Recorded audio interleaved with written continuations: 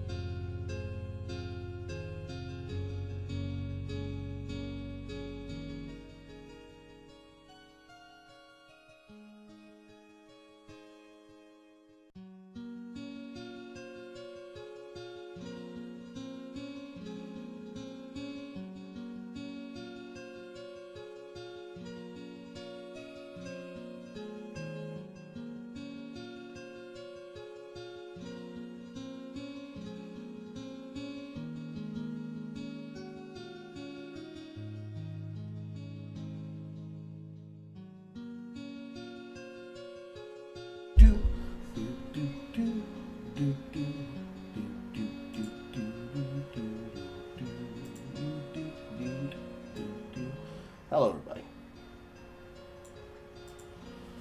Today is August 3rd, 2025. It is the first Sunday of August, and it has been nothing but rain, sleet, storm, and I swear all the germs inside of the kitchen sink. But we are here after the brief sabbatical, also known as Carl's liquidity problems. As we can clearly see from the bar on the bottom of the screen, we are slowly helping Carl with his liquidity problems.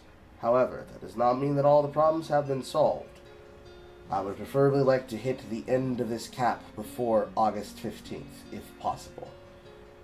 Then we will be out of the situation of significant liquidity problems. I am still doing $10 voiceover requests and $20 to $30 video idea or live content requests. Leave it inside of the comment section of your particular Ko-Fi pledge/donation, and I will literally get back to you lightning quick about how you'd like to do it. Same day delivery. That being said, hello, hi, hi, hello, hello, hi. I have covered multiple things, and I believe I have done pretty much everything that has been listed inside of stream ideas, as well as inside of any post, particularly on Printing Press Express. All of those are inside of all the recent Carl homes. Callum is chipping away at them bit by bit with whatever he has inside of his editing bay, as well as working on other projects that I've given him. We've had a return to Versus Chats because I've just been doing my own editing as well. Some of these things will be coming out towards the end of the month, preferably coming out towards the end of the month. The Helldivers 2 Guide is guaranteed to be coming out towards the end of the month because that is when I want to launch it, since August 26th is the launch day for the X drones when they hit Helldivers. But there are other games getting massive game updates and ships as well, such as Path of Exile 2. So we will have to meet that where we can. It is what it is. Doing our best. Everyone's doing their best.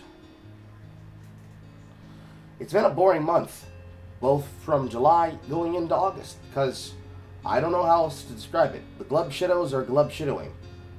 There's not a lot that is of interest to talk about, and the things that are of interest, it's the same two topics, as is the subject of the focus of the stream, or at least the subject of the thumbnail of the stream. Visa, MasterCard, and Collective Shout.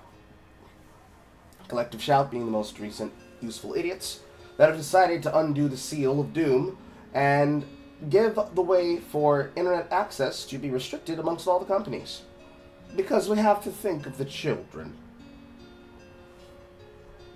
3-something in the stream ideas you don't think I've looked at. Was it recent? Was it literally today? Like 1 minute ago?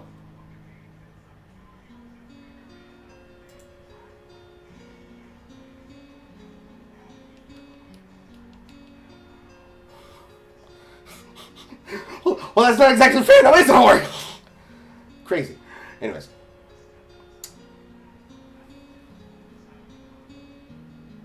Stop Killing Games has more or less run its general course. People have done their takes on Udahar, and now everybody else is starting to make Moldovia's victory out of Stop Killing Games' favorite additional Indian shill. Granted, claims that he just wants to support different movements, but it's kind of like any other person that could throw their weight behind Stop Killing Games. He didn't quite do it early. He then threw his weight behind it once everybody else said it was cool to do, just like the Act Man. And now, Mudahar's got a lot more problems to deal with. Besides that, the Collective Shout shit has been going on for about a fortnight. And since it's been going on for a fortnight, it means it's been going on for long enough that they have made significant movements, because when they were not able to go directly to the publishers and or platforms where the porn games, because they started with the porn, I shouldn't say porn, really I should say adult content. They started with the adult content games, and when they didn't just take it down because they said, think of the children, they went to the payment processors. And Visa and MasterCard said, okay, game. And we've actually, for the once and probably only time we'll ever see it, gotten direct response from Valve saying, yeah, the payment processors are fucking with us. Paraphrasing. They're attacking the art, they're attacking the artists, they're attacking the content, they're attacking the platforms, they're attacking the publishers, they're attacking the small indie companies that don't have the ability to defend themselves. They're attacking content creators that are choosing to speak out about it. They are attacking arguments, they are attacking principles and positions. And it is all being rolled out at the same time that some governments have already put into effect laws that didn't enact themselves when they were passed, but are enacting themselves now. Truthfully, we might actually get the wish that we asked for, with all the minors being forced off the platforms. But I don't think a person needs to be 18 years old to use Spotify. I don't think they need to be 18 years old to particularly use any of the relative features of YouTube. I don't think they need to be 18 years old to be able to go through and use any platform that has no reason to section itself off because the person is under the age of 18. We truly did cheer when it was the porns, but then it came for everything else. And we could not be able to speak for it because we had no voice to speak with. Because we were told that we were being porn-addled coomers. It is a detrimental problem. It will continue to be a detrimental problem. It is not going away on its own. There are some people that have been saber-rattling, saying that it's going to be the destruction of the free ClearNet, because they believe that the governments will just have the internet on full lockdown within the next fiscal quarter, so towards the end of the year. Of course, this is 4chan talking, and I don't trust what 4chan's saying right now, considering many of them are just simply cucked on a lot of things in general. Be that as it may, the internet has been repaired. We have a new modem. As I was told by the technician, the problem was our modem. The modem was not functioning with the Wi-Fi system of delivery. Granted, I'm wired directly into the damn thing by Ethernet, but our modem was not interacting with our Wi-Fi solution correctly. That was causing the ups and downs, and the more recent only being able to be live on one connection and having spotty in and out connection. Replace with modem, gave it a stress test, both the last 3, 4, 2, I can't count, days, knocking out multiple content pieces while trying to see if I could get the thing to fucking repeat itself. But, funnily enough, I did not hear the dreaded doo-doo-doo-doo, doo-doo-doo-doo, doo-doo-doo-doo. It's almost to the point that I started hearing fucking noises in my house.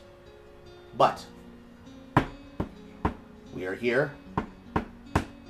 We love queers. We eat 2 sticks. Without all that being said, let's take the first caller. I'm going to pull out my dice.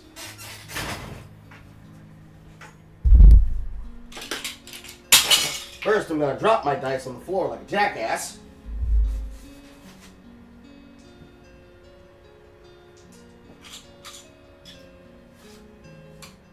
And even further beat up the plastic casing.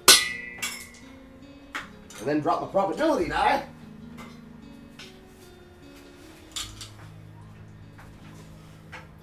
Here at Single Player Carnal Industries, we're nothing but consummate professionals.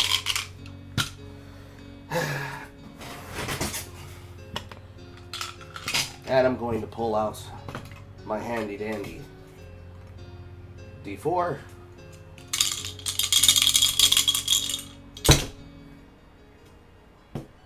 And it's number 2.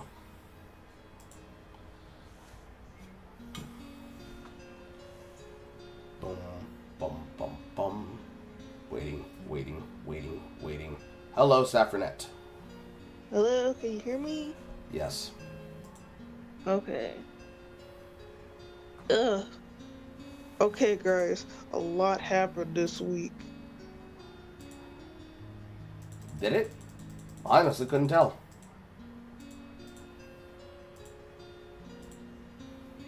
I'm referencing that Chud meme where, the opposite of nothing ever happens.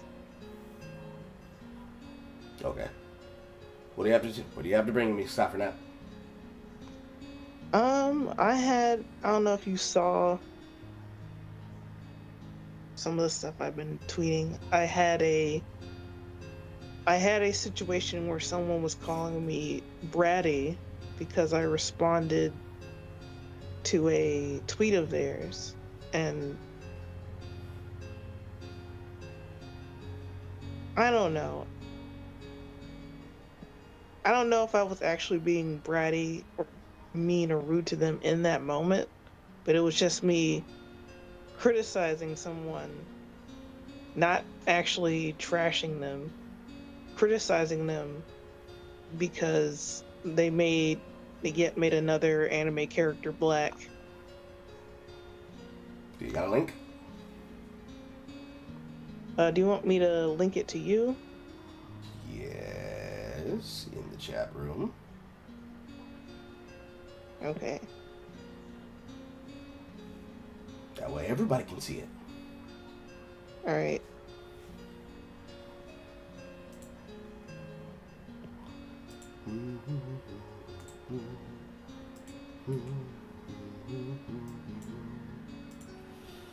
Okay.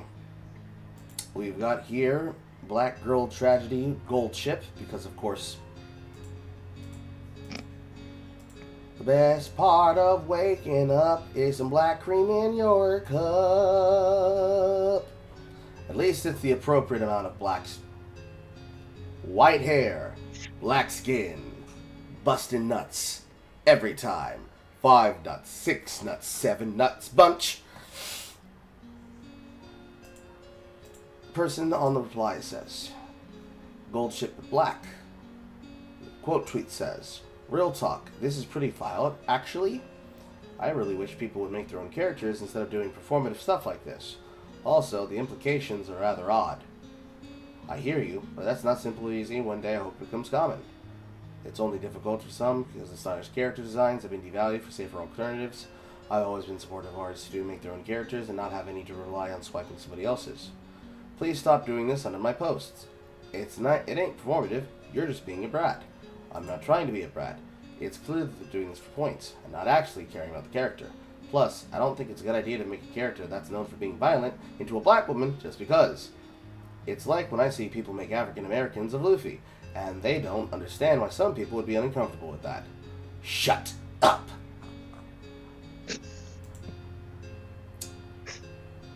Post in question is already locked to people who can be followed or has been mentioned of being able to reply.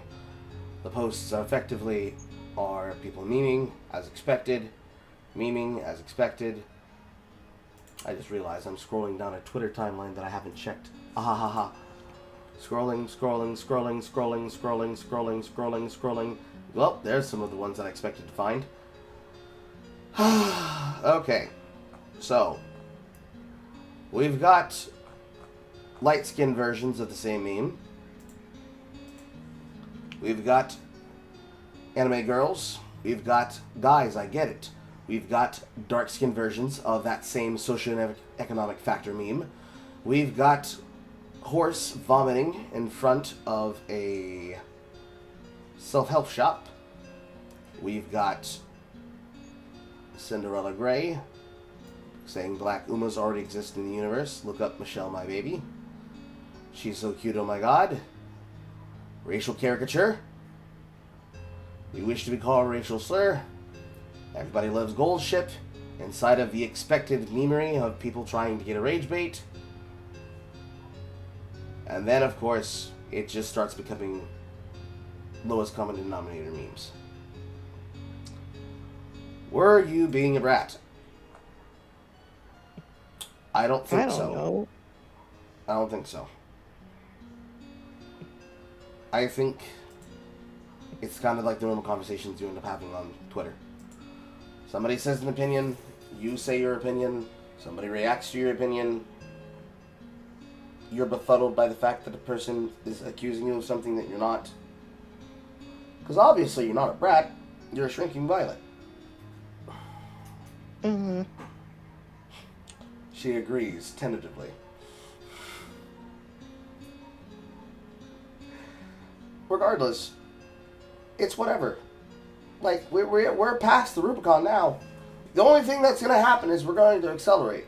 So, whether you want to be an accelerationist or not, encourage them to get harder and deeper. Because obviously, as some people remember, there was the example the last 2 weeks of the artist that was asked to draw movie cars as human characters from the Cars franchise. Yeah. White Flow, I Black saw Flow. that. Black Flow cradling and the Mass Cheeks.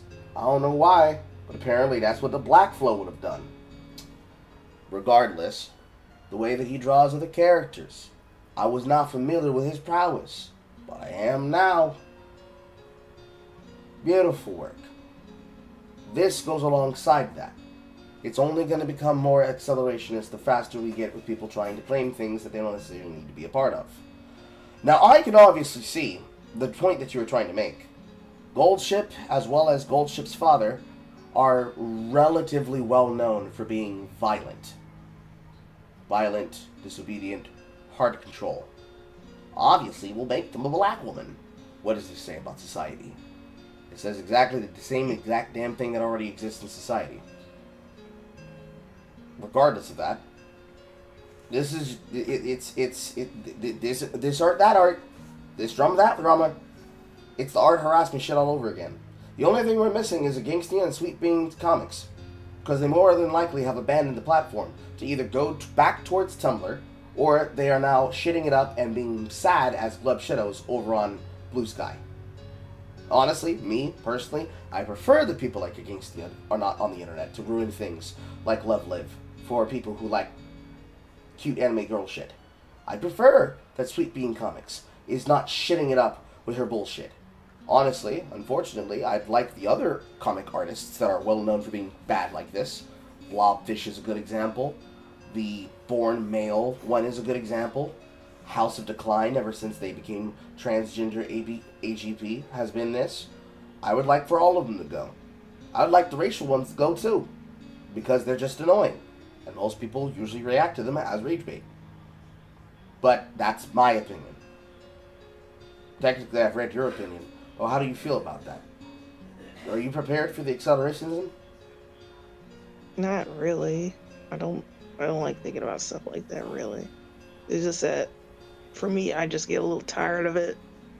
I'm like, to the point where, like, just make your own characters that are interesting instead of doing this. Well, I mean, you don't have to look forward to it. Just see it when it happens. If you dread it, it's going to come and arrive and you're going to be sad. If you just expect it to be a thing that's happening, then it is what it is. It won't hurt you as much. It won't hurt you as much. Like, you'll still be fatigued. You'll still have artist exhaustion. But you'll live. It all comes down to how you choose to deal with it now. I don't even think most people can be able to make a lot of comeback when it comes to their intake, should they be checkmark accounts. Because the algorithm is still fucking everybody that it's fucking, because it's still favoriting the people who are licking Elon Musk's balls. Because after they took Grok 3.5 back behind the shed, denazified it, and made it put on the Nisa Amani cosplay, it's been more or less hard to try and get it to do its normal regular job. But the will to fuck Will Stansel's ass still remains. So, as far as it comes with Pretty Derby Utsumatsume, yes. As far as it goes with Utsumatsume, Pretty Derby, and all of the female horse characters, it's going to be the same thing like the Coffin of Andrew and Lele.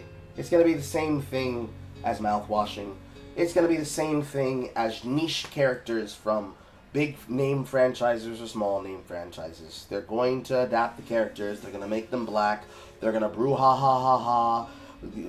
Digital blackface, whitewashing, blackwashing, Asian washing, race washing, and they're going to repeat the cycle again every 2 weeks. Sometimes maybe even a week and a half. Maybe sometimes 1 week on, 1 week off. Regardless, I don't care. I don't think you should care that much anymore. I mean, comment on it. Tell me when it happens. We can assess it.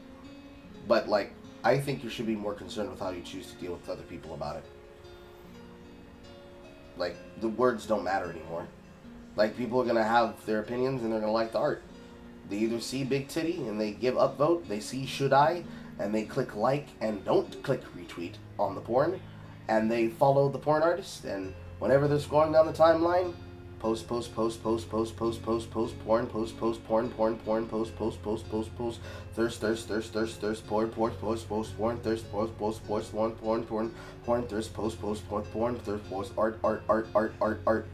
art, meme, stolen content, and just keep scrolling through it, because it's not going to go away anytime soon.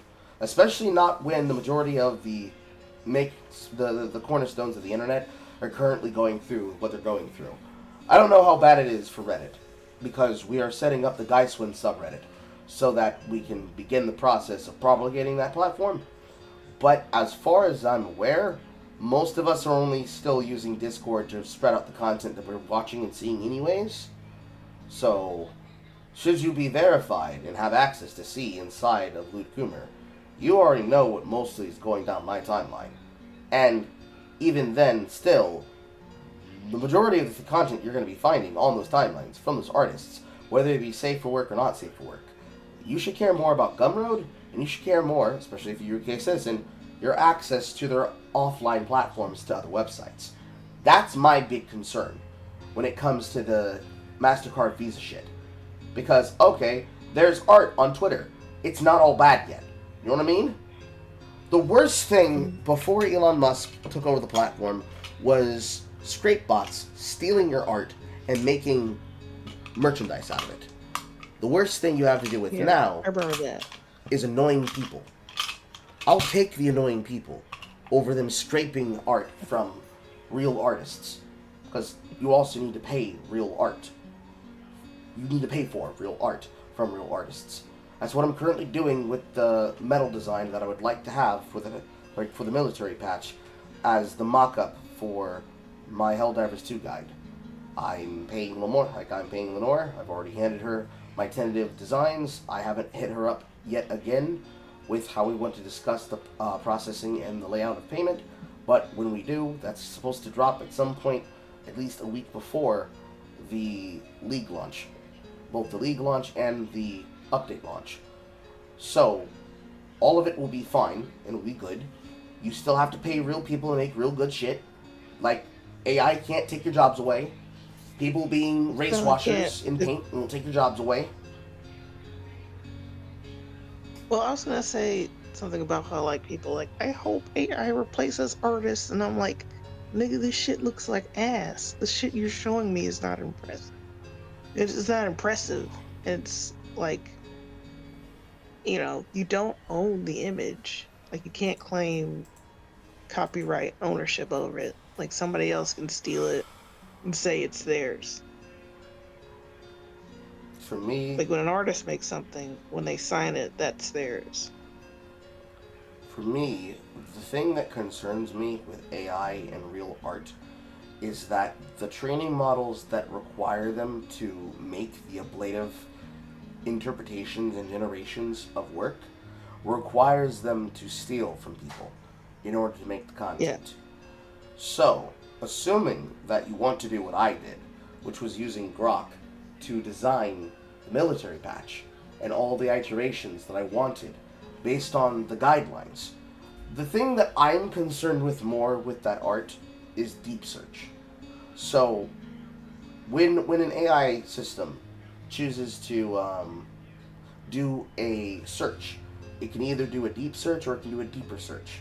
If it does a deeper search, it's going to actually scroll through the entirety of the timeline of the internet, and it will ask you to tell it what exactly it is you're looking for. And then it will do a full breakdown of exactly that material that you're asking for.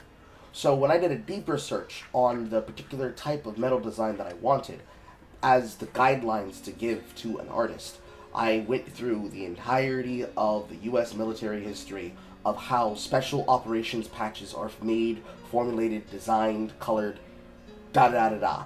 Because since my family is a military slash federal family, I've seen multiple different types of patch designs. I remember and still have one of the hats, there's somewhere in this house, of my father's naval vessel. I remember the special operations and special task force my mother was assigned to. I remember the special operations and special task force that I was assigned to, both as a civilian and then as a bonded and paid worker for the government directly. All of them are different. All of them have their designs, but the military design that I wanted was something like a special forces. I wanted something like Green Berets. I wanted something like the... What are they called? It's not the military police. It's a specific type of military police. It's slipping my mind. I can't remember the word. But I wanted something like guerrilla jungle operatives. I wanted something such as the paramilitary security forces. Something that would be a named entity and unit. Which is how I ended up coming up with the name Jock Jockey. Because whenever you have to reinforce into a Helldiver 2 mission, you are effectively dropping into the planet as an ODST unit. And as an orbital shock drop trooper, your job is to get the mission done and get home. And spend as few bodies as possible while you do it. And for that, that's the part that I'm actually concerned about with AI. Because this person does not exist and this waifu does not exist is a very obvious ablative system that uses the same training tools that all AIs use. But what I'm more interested in is that the real thing you should be using AI for when it comes to art isn't for it to specifically make an art piece, because some of my thumbnails, I would say about maybe 95 of the very, very, very highly well done tactical ones, have been interpolations of pictures of myself in various suggestions to the application. Notable examples could be the Will Stancil Here's a Who one, Between Two Feds, the Pirate Software versus Chat, the... What was that cat girl streamer or cat girl content creator's name? Something Mew Mew. The one that was against Anthony Gramuccia. I can't remember the name of that content creator. But that one as well. That one was an AI generation that I interpolated and then customized inside of GIMP with a little bit of help and suggestions. And by suggestions, I mean, hey Jay, does this look eye-catching? Type shit. Leadhead, the Leadhead stream about Tyler, the Creator. Mew Garcia, I believe that was the name. Yes. All of those have been interpolations of AI. And every time I started off with the design, I gave it all of the material based on images that I searched and or tried to create from reference to then give it to create the material that I wanted in question. Some of them were before Grok obviously got gimped. But that's what I think artists need to be more concerned with. Because it's one thing to get a generation that says, here's the guidelines, and here's a bot scraping your shit, and then being trained to create slop out of the shit that you're making. It's nowhere near the other AI models that are simply better. Grok is probably the lowest level one that you can get access to for the low cost of a medium burger combo. At least a medium burger combo in 2025. And I don't know how you feel about that. What do you think?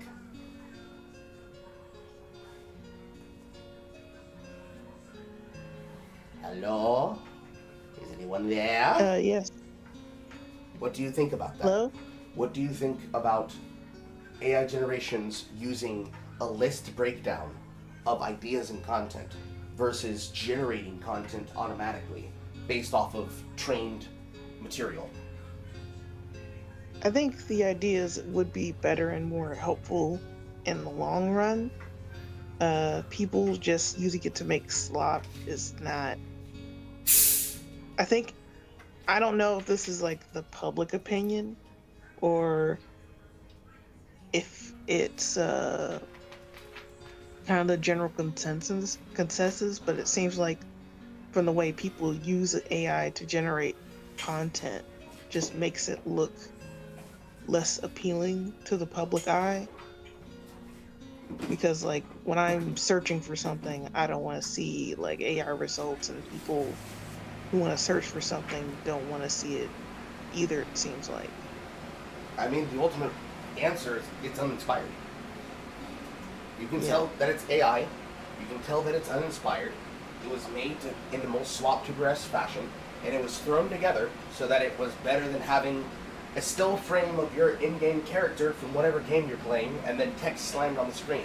Like that one well-known Final Fantasy XIV lolcow that everybody knows has been sued and owes money to that one guy for what he's been failed for, who specifically changed all his thumbnails to AI generation slop because it was literally the example I just described. Because at the end of the day, AI is a tool.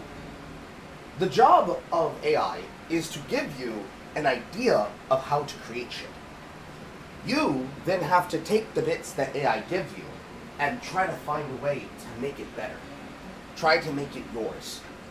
And if you can do so with different generations, then have at it. That's what I've done with my thumbnails as I've improved them over time. There have been efforts and processes where the best thumbnails was a meeting of the minds of concepts of suggestions that I got from Jay that I then enacted on stuff that I got from a generation. I believe the best one that I produced so far was the thumbnail for the Hassan Piker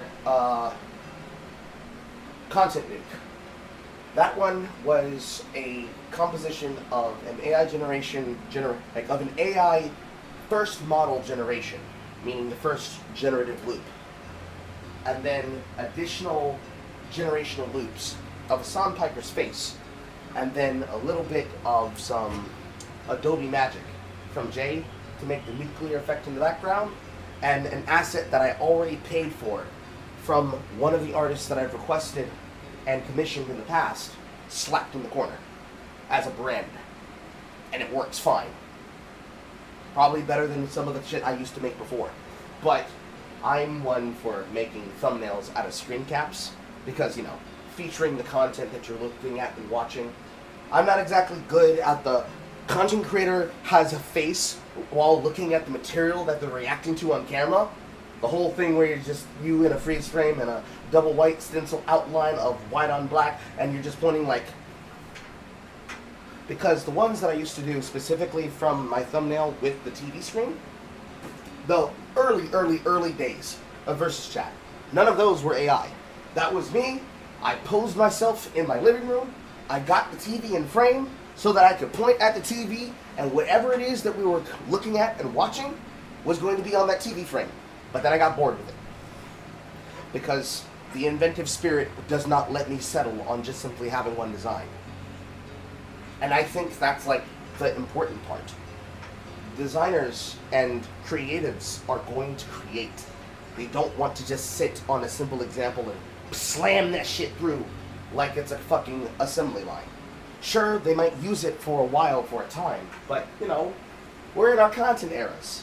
We switch shit up. Can't have the same thing twice. Then you get too used to shit. Many of you have gotten used to the Balatro background for the live versions. So whenever I switch it up, y'all motherfuckers be like, oh!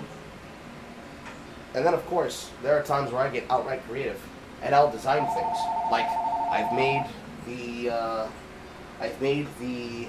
PoE 2 version of myself for my Taco Bell month. I've made the... One second. I've made the Toontown rewritten version of Single Dog Carl of my in-game character, drawn from a fucking frame still that I then had to meticulously put together, take apart, and then re-render again, from paint to GIMP, back to paint, and then back to GIMP again. I've really grown in my artistic, in my artistic qualities as a content creator, and I'm going to continue to do so.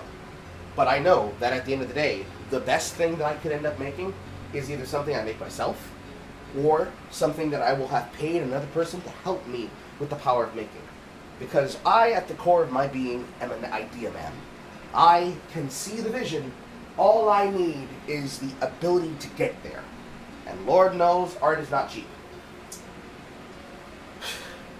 I would prefer to be able to pay 3 figures for something, but I am still a bottle on the budget, so gotta make work. Gotta make work. Anywho, thank you, staff. Thank you for your time. I appreciate it. Any final thoughts? I mean, I had something about that movie Fix, and I put it in,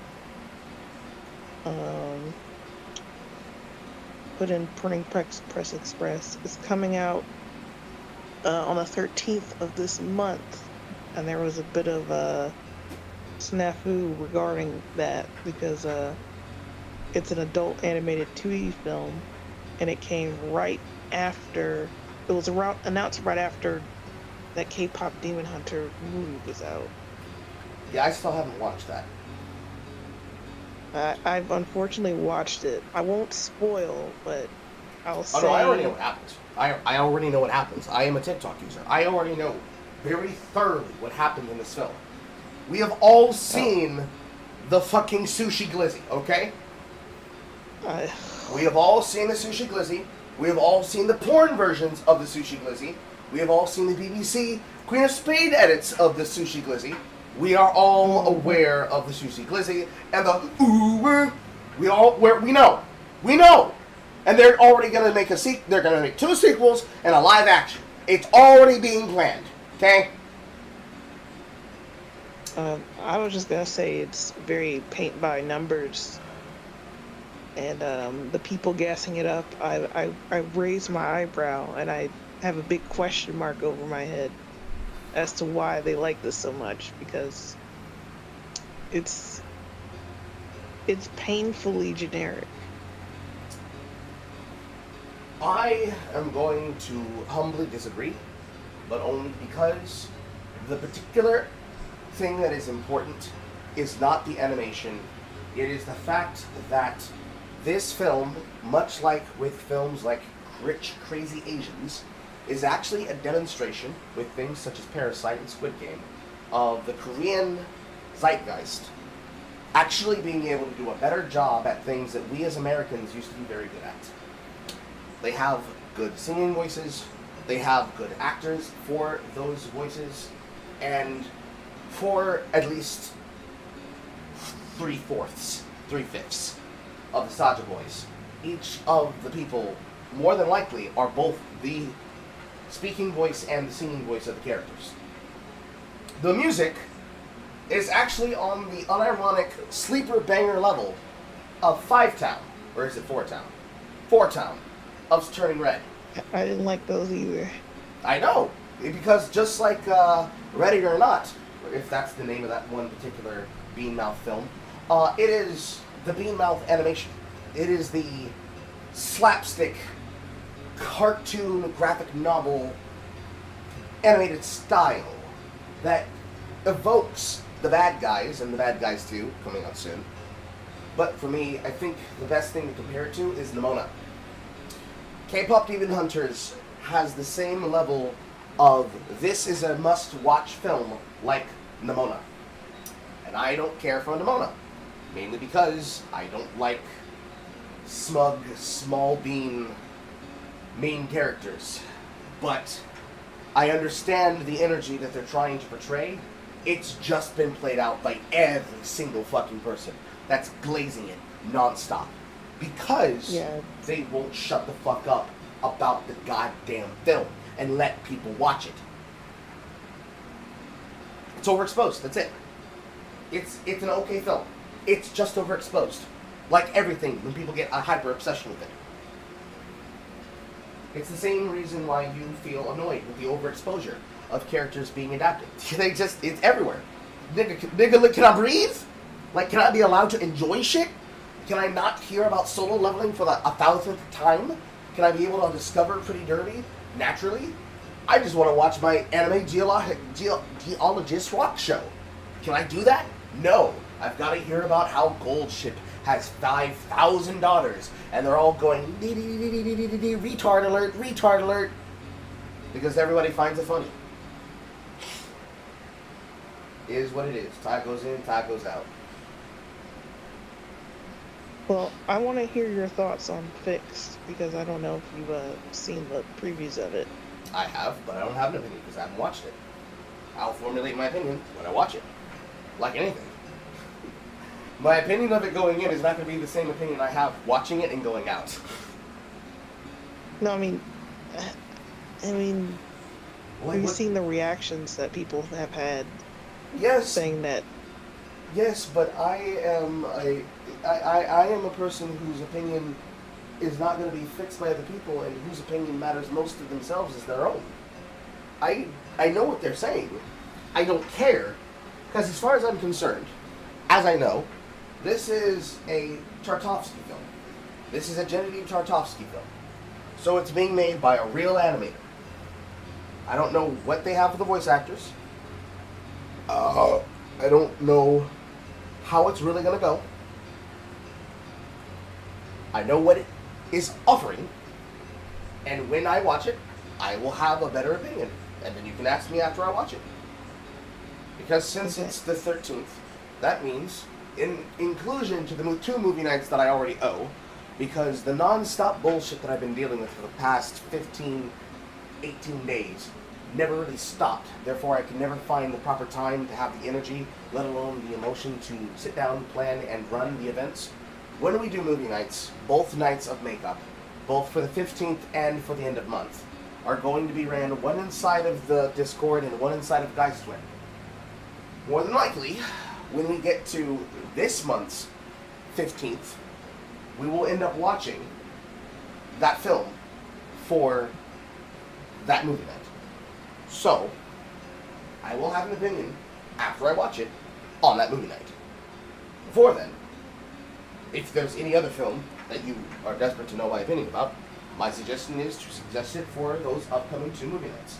So when we get to movie night number 3, on August 15th, I will have a breakdown for you then, on that Sunday. Because I don't know which day is which, but I'm pretty sure the 13th may or may not be falling on a Friday. Am I right? Am I wrong? Somebody will let me know. But that's all I really got to say about it. Do you have anything else before I rotate you out for the next person? I have one more thing, and I put it in. I didn't make a thread for it, but I put it at the end of the Love in Deep Space Unit Cope. Mm-hmm. And it was the Women Are Attracted to Cartoons thing, and I was just like, come on, man. Okay, look at it real quick. Yes, sweetheart, I see you. You're noticed.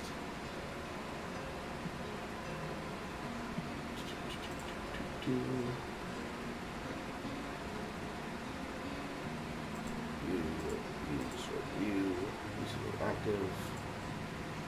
Recently active. Recently active. Recently active. Recently active. Recently active. Recently active. Recently active. Am I blind? No, I'm not. I've probably already looked at it, but I didn't have an opinion. And another thing. All the women, blah, blah, blah, blah, blah. Women not attracted to blah, blah, blah, blah, blah. Yes, the majority of the AI chatbots that specifically talk to women are the ones that women like to goon over, because they like the setup of the design. It is a well-known thing, everybody knows about it. I don't know what you particularly want me to talk about on that. No, scroll up a little bit.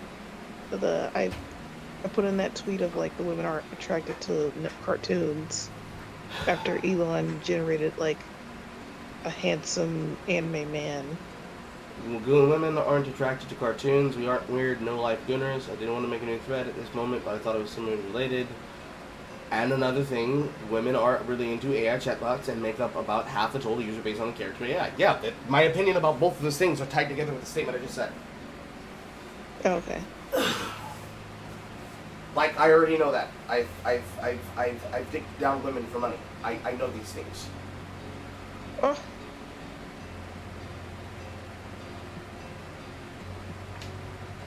Well, it's more like the, I guess the very strange ignorance women have about this. You mean lying? It's lying. Yeah, They're lying. being dishonest. They're lying. Badly. Like, there's not lots to say other than the hoes are lying again. Like, the whole math is not in fact mathing. Or, depending on the angle of the conversation, is in fact mathing. They lie. Often. Constantly.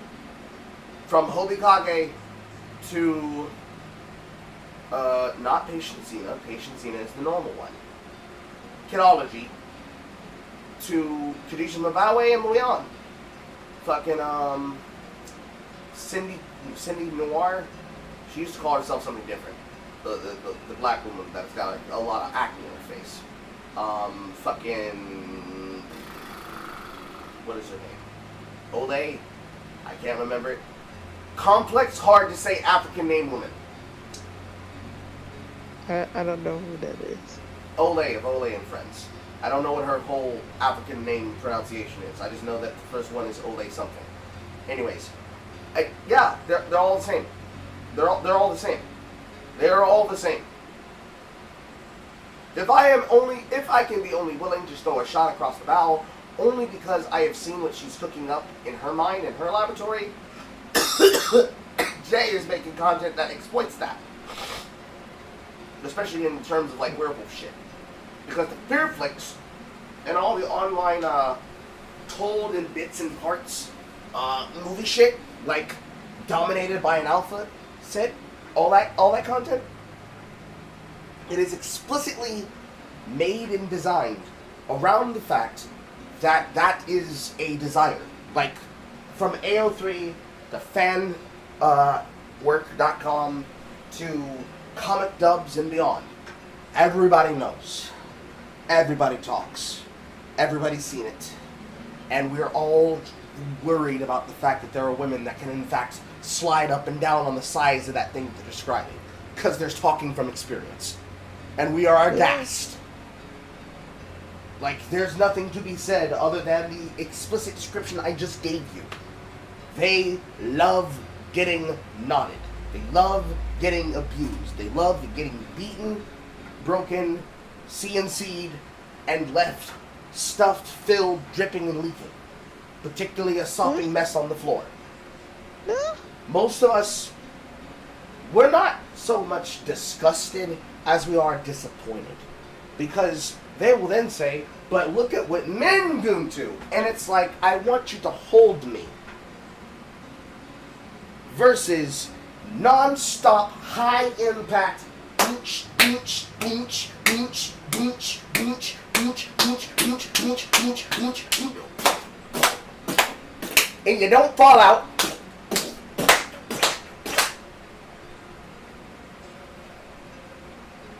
Like, it's like 90s hentai. Complete with X-ray and...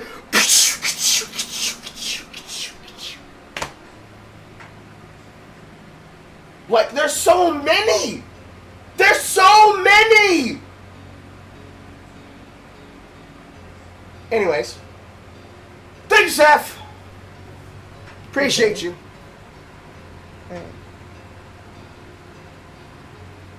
Next up.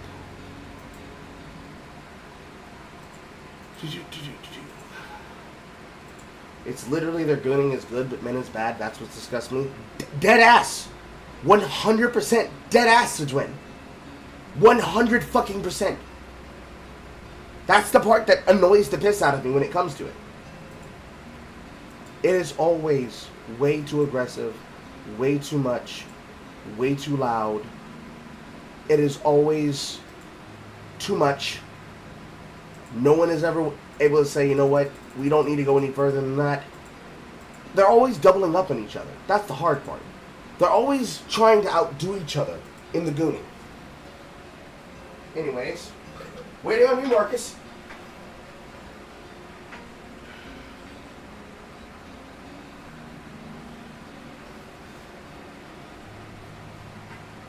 Marcus might be AFK, Joe.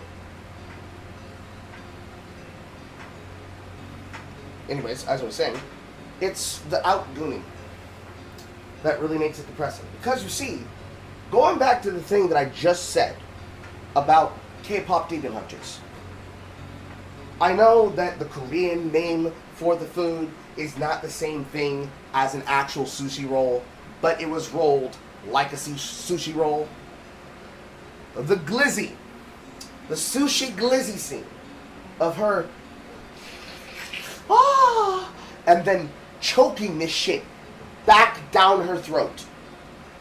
I have a version of that, but it's a gun. Because that's the only version that made me feel something. Because, like, dead ass, based.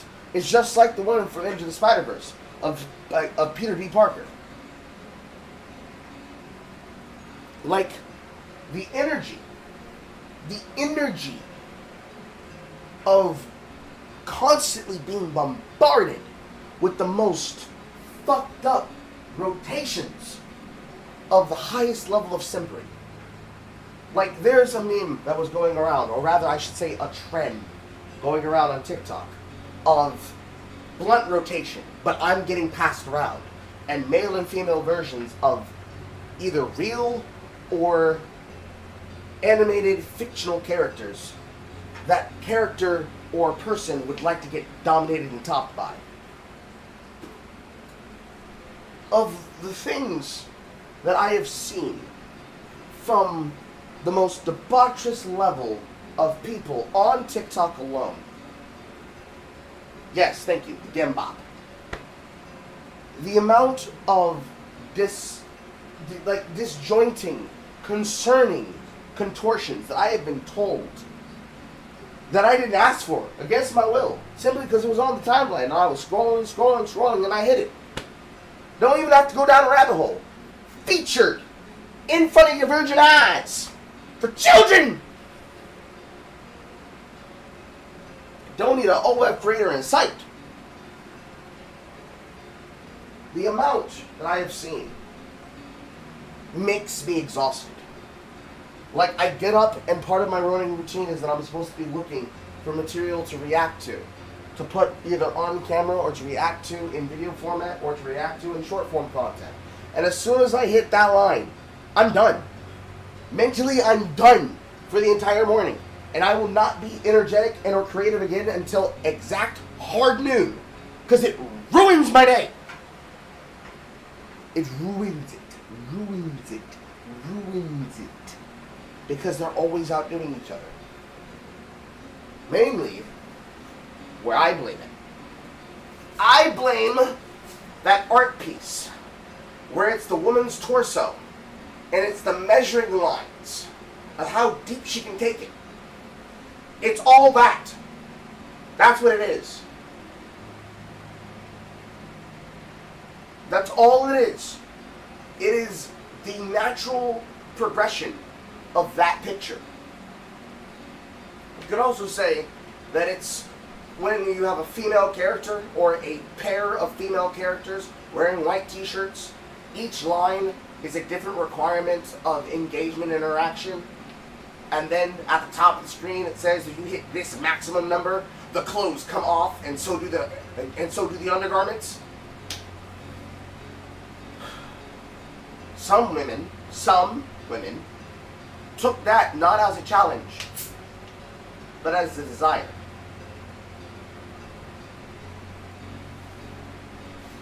As expected, the amount of hospital visits related to these gut-deepening moments have spiked within the Central West and West Coast regions of hospitals.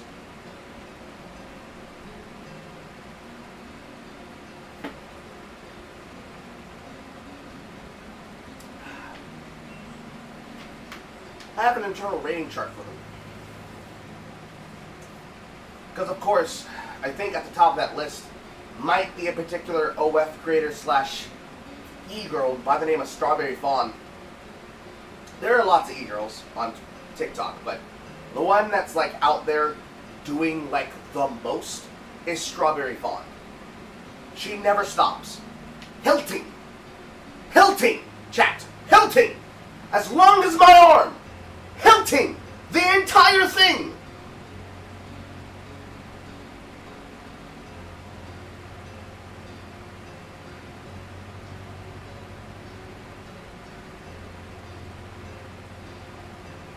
In full cosplay! In full cosplay!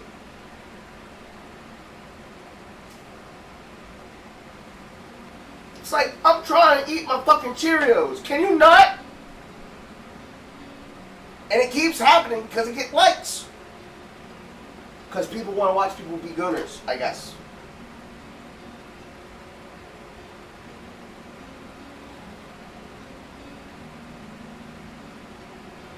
I'd like to say that I would have to blame myself. Context? What do you mean context? Use your context clues. Hilting, as long as my arm. What do you think is happening? Ugh. So, to imagine the normal level of shit, and then add on to it, they're in cosplay when they're doing it. And it's every other fucking post. Every 5 flicks. I can't escape it. I've started trying to block some of the ones that I've expected it to come from. But unfortunately, still get them because people will do reactions of reactions to them. And be like, oh my god, girl! Let me try it myself.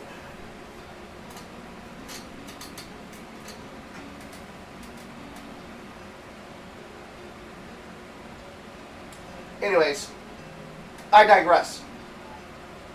Suffice to say, whether it had been because of demon punchers or just women being horny, I am fully aware. I am fully aware of, at one level, the same women doing it are like, see, we told you about the MasterCard, we told you they come to the forum, but y'all didn't listen. Because they're annoying as hell when they do it too. They are annoying as hell when they do it. They act like nobody remembers. There was a comment I said earlier this week on the Versus chats where history is written by the victors, but it is also quickly forgotten by the short-sighted.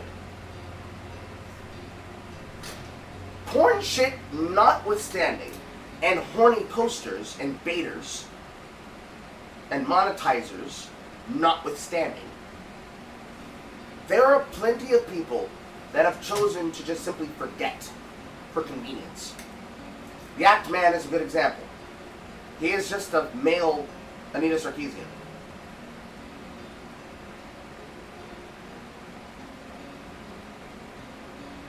They have chosen to give away ceded ground on Visa and MasterCard because when it was their enemy's favorite thing, they were all for it because it's friend-enemy distinction. As soon as it started attacking their particular thing, the way that Anita Sarkeesian said, no, not my original charms, no, don't make them queer and black, please, don't make them queer and black. They did the same shit again.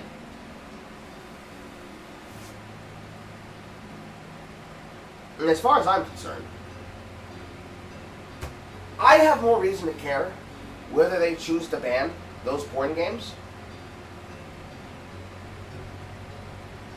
because the thing that's super concerning isn't playing them, it's performing in them.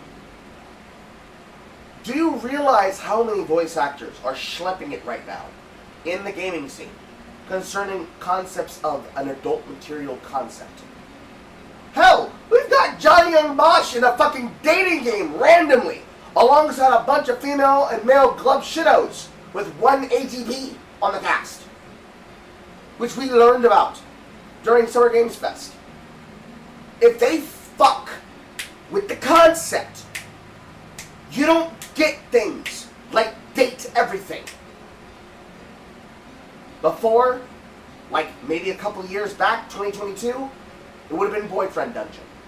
For the tabletops, thirsty sword lesbians, and tabletop RPG modules that allow you to initialize that type of sex content in your games. Of course, it was done from a left-wing angle. That's when they still had power on Twitter. But it goes in the same direction. They seeded the ground because, oh, the chuds like this? Yes, take their porn game. Take that. Now you can't play this dog shit Russian gooner slop. No mercy. All of a sudden, all of your favorite shit is getting fucked with. And it even relates to the memes that have to do with the King's Chariot cannot be stopped. With Jurgen Truck. Oh no, don't take my obscure Undertale porn. No, don't take my obscure Deltarune porn. Please, we need to hear the bone trouseling that happens when he's clapping Toriel's cheeks.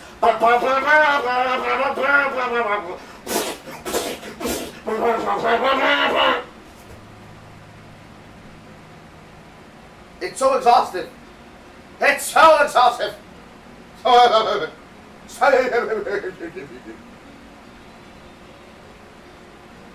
And mind you, the people who will scream the loudest will be your anime voice actors. Because that is where they get side gig work from. I know the people who own the company that does the majority of that work. It's Coach of Sound, Brittany Lotta, and Matt Shipman. They are husband and wife. They own the business.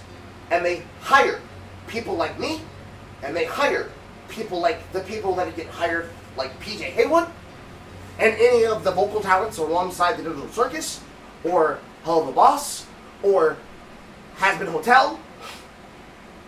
They pull those voice actors.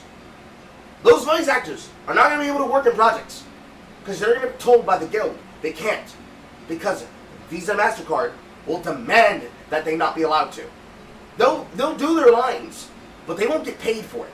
Or they won't see much of the royalties come back from the games, because where can they buy them? They can't. Blocked on all sites. And I don't need to remind you, and if you are not aware of this, you be aware of it now because I'm saying it to you. The amount of slop, sexual content video games that exists on places like Steam as shovelware is innumerable. It's innumerable. So, yeah, hell yeah. So glad that Valve was the one to stand up and say, hey yo, they fucking with our system. They don't respect us. Because obviously, it was not about the fucking porn. It was always about control. Excuse me. It was always about control. It was always about control. It was always about trying to stop something somebody else is doing. It was always about trying to entrench on ground that the internet had long since ceded, and none of the people who should be talking about it are talking about it, because it's the exact same shit that usually happens. Person says, why are you infringing on my rights? Other person says, why do you care? What are you, a loser? Incel, incel, incel, incel. And then they take your rights away because you're stuck in a fucking mortal battle with a dumbass who thinks insulting you with words is the same thing as legislation and lobbying. The people who are doing the most damage to fight back is the VTubers. The VTubers are doing more work than the flesh tubers and their audience members. Because as far as they're concerned, they don't give a fuck. They're happy and fine with OnlyFans. Visa and MasterCard are okay with monetizing that shit. But drawn objects? No, can't have that. Created pieces of art and medium with very specific levels of voice acting tied to game mechanics like item creation and dungeon exploration and Bejeweled with tits? No. That's not allowed. Now, mind you, it would be nice if every now and again VTubers actually did this thing called working with people across the spectrum. And I don't just mean the retarded bit. Anyways, working with people across the spectrum and actually uplifting people who are saying what I'm saying. I know that on Anime Boomers, it is something that the Gator Gamer does. But ultimately, it's not enough. There are not enough conversations. Like, no, there's not enough. Never enough. There's never enough conversations. There's not enough people talking about it. Because we've never gotten thinkers and talkers. We've always had influencers and panelists and wall cows attempting to stand in for real content creators. And then, of course, grifters. Right now, John Delraz is bitching and whining about the fact that he's lost about 2/3 his income because he's gotten blown the fuck out ever since he decided to turn on Master of the TDS. At the same time, Kirsch going on yet another appearance on Side Scrollers just exists to pad time and doesn't really amount to anything other than crazy woman says crazy thing live on stream and multiple people react to the clip 1,000 times over. And I'm super not interested in the tech tone meta of reacting to content, because I don't know why I have to see the same clip regurgitated while I'm being told about that clip from said content creator. But then again, I can just look at the original clip itself. And it's in fact what I did earlier when I was playing a DST solo file. And as what I learned and what I came to the conclusion of with my opinions about that content is that ultimately at the end of the day, going on to places like the Unsubscribed podcast doesn't do anything if the particular content creator does not actually use that for anything that's meaningful. Most of the time, it's just self-glazing. And as has been noticed from Mutahar, just opportunities to stoke one's ego and use that as the basis to build up a level of trust and a level of authority that then gets used as the reason why that person should be more popular. But this is not an opinion that needs to be spread by one popular person. It's a physical concept that everybody should be aware of. But unfortunately, the words did not get incantated out of the mouth of somebody who is not Single Player Carl on a live enough and big enough platform. So, the problem will continue to spin the drain. This should not require a Stop Killing Games initiative. It shouldn't. It should not require a SKG-styled petition to say, please stop fucking the internet up because you want crazy cat ladies to tell us what we are and are not allowed to enjoy. Please allow us to be able to buy video games that we then are able to own and purchase, that you don't steal from us because you're upset that we don't do the things you want us to do. I remain befuddled by the fact that this keeps happening. But then again, there are more Anitas and there are more Ackmans than there are me's and based VTubers and rational, well-known member of the public and audience, because unfortunately none of us have representation in legislation inside of Congress. And even though we have a vice president that is very, very suitable noted, that is willing to call out people like the Democratic left on the fact that they are spurging about a Sydney Sweeney ad to sell some blue jeans,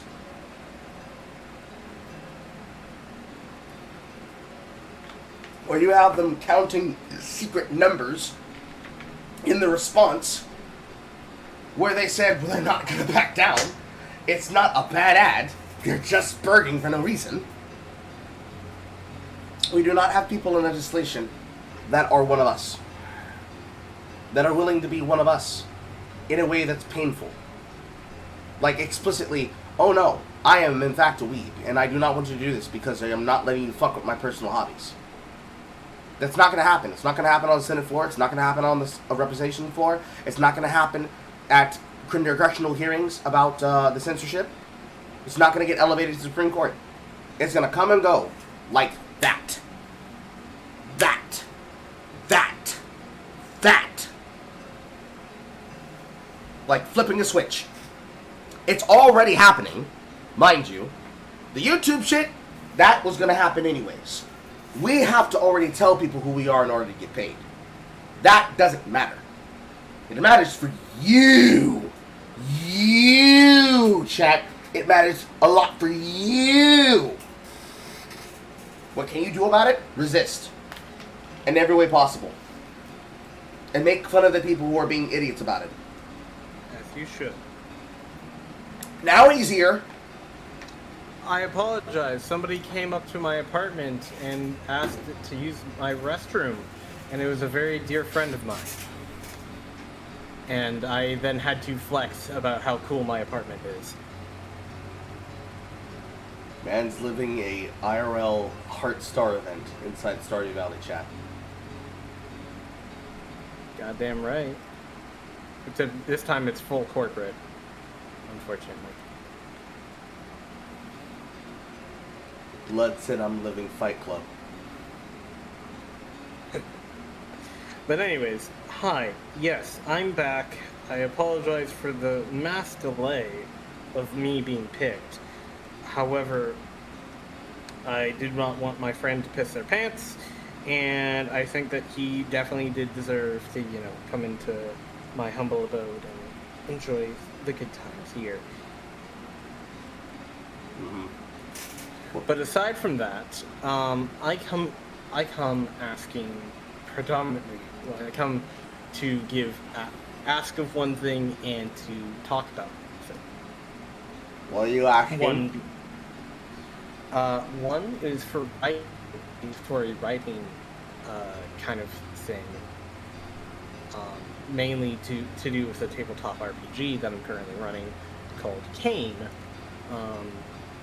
However, I do have to instill this onto the people of the audience that are inside the game, such as Saffronet and others.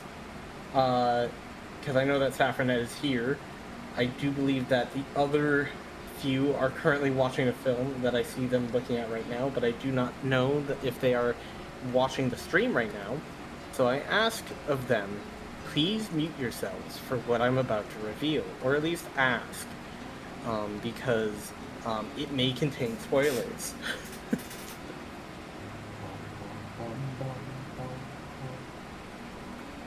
But that is secondary to what I would like to talk about, which is the absolute buffoonery and absolute draconian way that the internet is heading. And what I mean by this is unironically the lazy parentage of today, being that people have ultimately decided, yeah, we want a nanny state. Yeah, we want Big Brother, because we don't want to have difficult conversations with our children.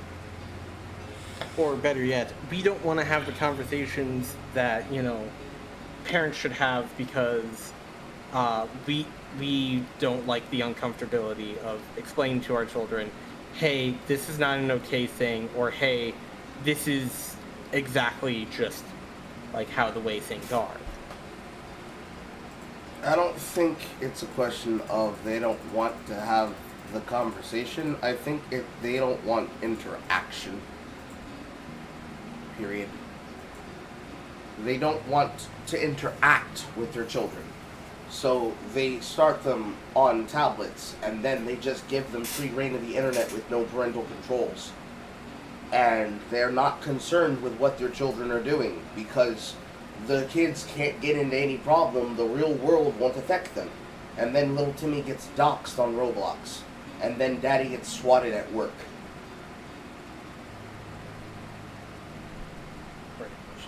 However, it becomes a issue where people are just unironically saying, yeah, it's totally fine that that I'll show my ID on YouTube, where half the damn time people are getting freaking crypto bots just absolutely hacking their accounts, either by total human error or by unironic brute force. But hey, it's okay. Just put your real ID into the YouTube algorithm and see how that goes. Yeah, because that's gonna go well. Much like the day of YouTube Kids, it was non-functioning. I expect this level of incorporation from Google to also be non-functioning. I don't expect it to go anywhere. I think they're going to roll it back within a month, quietly, and people are going to forget about it, just like YouTube Heroes, where they wanted to say, hey, become a person who is an hero on YouTube. Get the ability to report somebody's content, because you're trying to make it better. 1, 2, 3 key, get an account ban. Tee-hee-hee. You're making it a better place. Sweeping out the trash. Sweeping out the trash. It's going to come and go, and people are going to forget about it because it'll have gone so quickly. They didn't even get a chance to smell it in the room as a turpid, wet dog shit before it was immediately put in a bag and thrown out the back. The censorship is the exact same way, because a lot of it is being given as ground. It's not a position that people are being made aware of it like people Sopa and Kappa. They are choosing to not get involved because they want someone else to deal with it. Or they do not think they can do anything at all because they don't know how to use their power as an activist. Or they are lazy. Yes. Or they're being lazy because they know what the effective tactic is, but they think that that's poor form, despite the fact that that's the tactic being used by your enemies on you.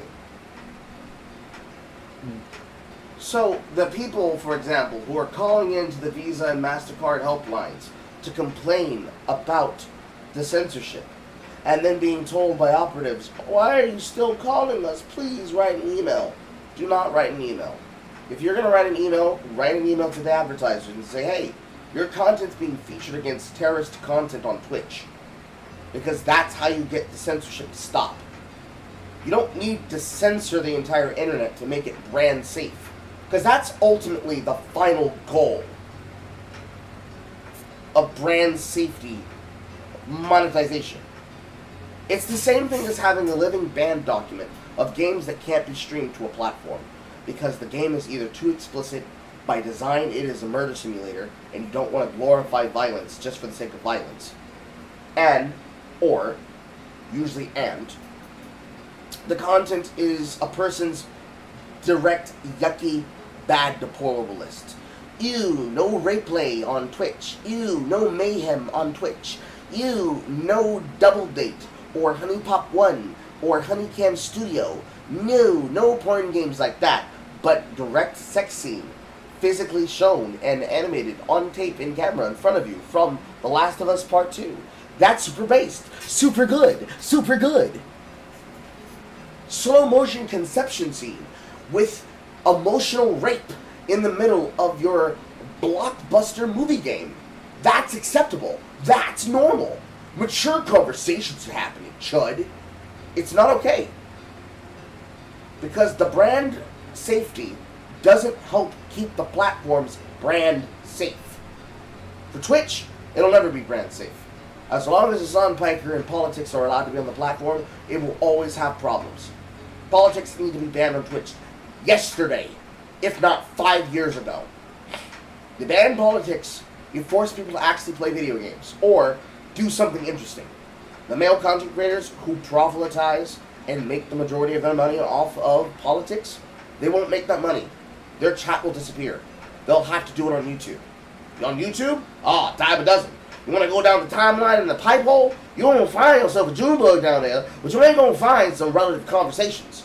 It'll just be them slopping their shit and schlepping across the platform about their content being the best.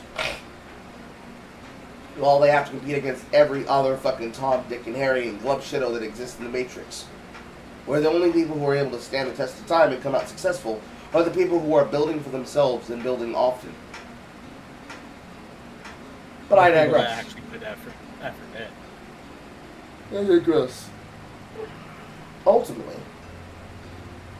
the giant problem, especially for community, is that community has to be grassroots built and people actually have to know each other. Because you cannot be a community with people who you don't commune with. So ultimately, I blame the parents who won't beat their kids. Because the tablet parents are bad too. Don't get me wrong. You should be trying to engage your child with interacting with the outside world. It should only ever be there as a toy to distract them. In a down moment, or they're in the car in the middle of transport and they're not already unconscious. It is a bad thing that there are so many levels of bullshit everybody has to deal with when it comes to all of the concerns that a singular platform could have, let alone multi-platforms. Because the fight has already been viral. It's already gone to Kick. That's why Kick tried to clean up their image. And I would say they've been successful as such. Banning the likes of Zerka and friends. Hell, even banning Destiny. Although I think he's still allowed on the platform. It was probably a temporary ban.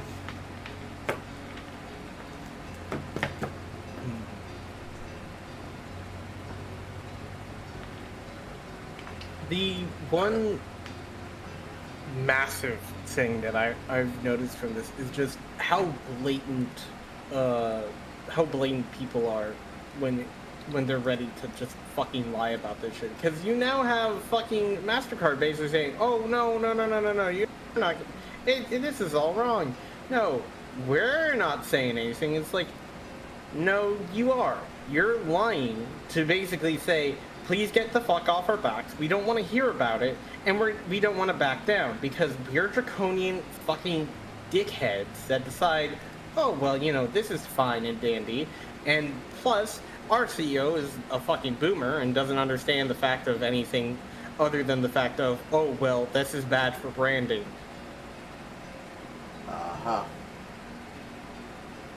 Sorry. As far as it's really concerned, it's more of the same thing that happened with Evo. Evo going from the hands of Mr. Wizard into the hands of Sony because Mr. Wizard couldn't keep his hands off of little boys. That's sad.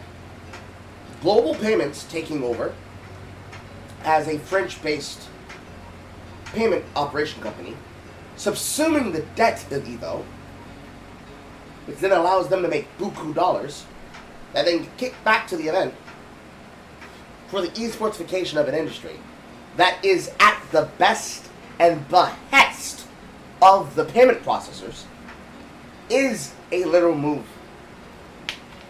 It is a power play.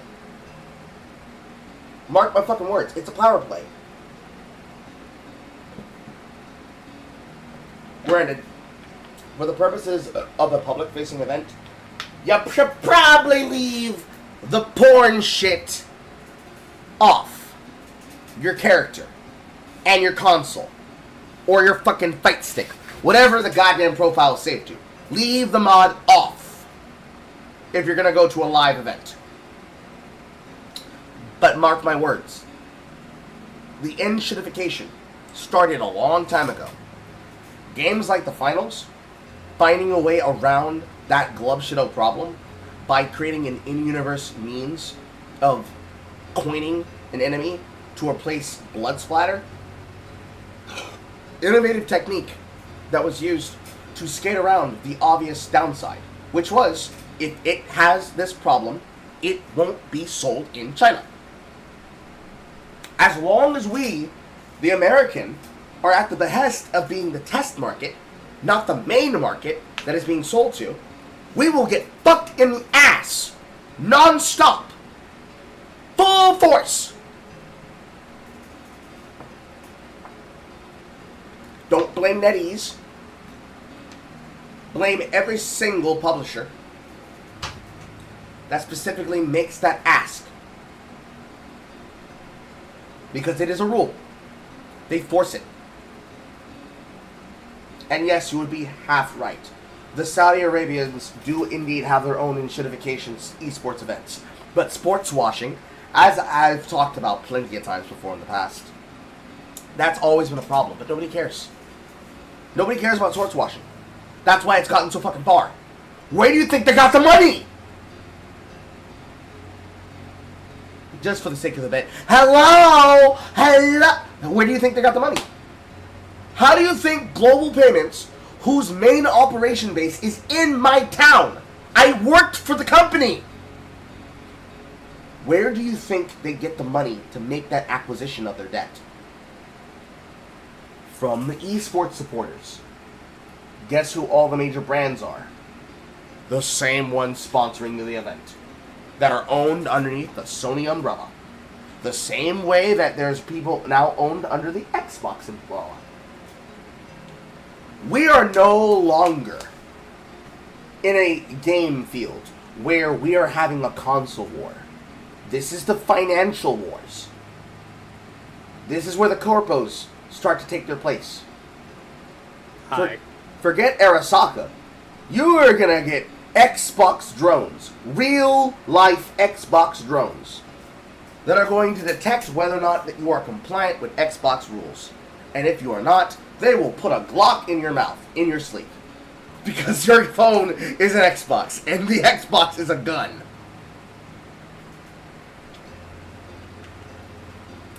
You're going to have Sony ponies that are going to be calling their dissident officer for people who are disloyal to the Sony brand. They're going to follow suit with the already in place protocol peripherals that are scanning your Switch 2 to see if you're doing anything that is outside the proprietary game loop of your material. Fuck banning your game. Fuck bricking your console. They're gonna blow your house up. Fraudulent game detected.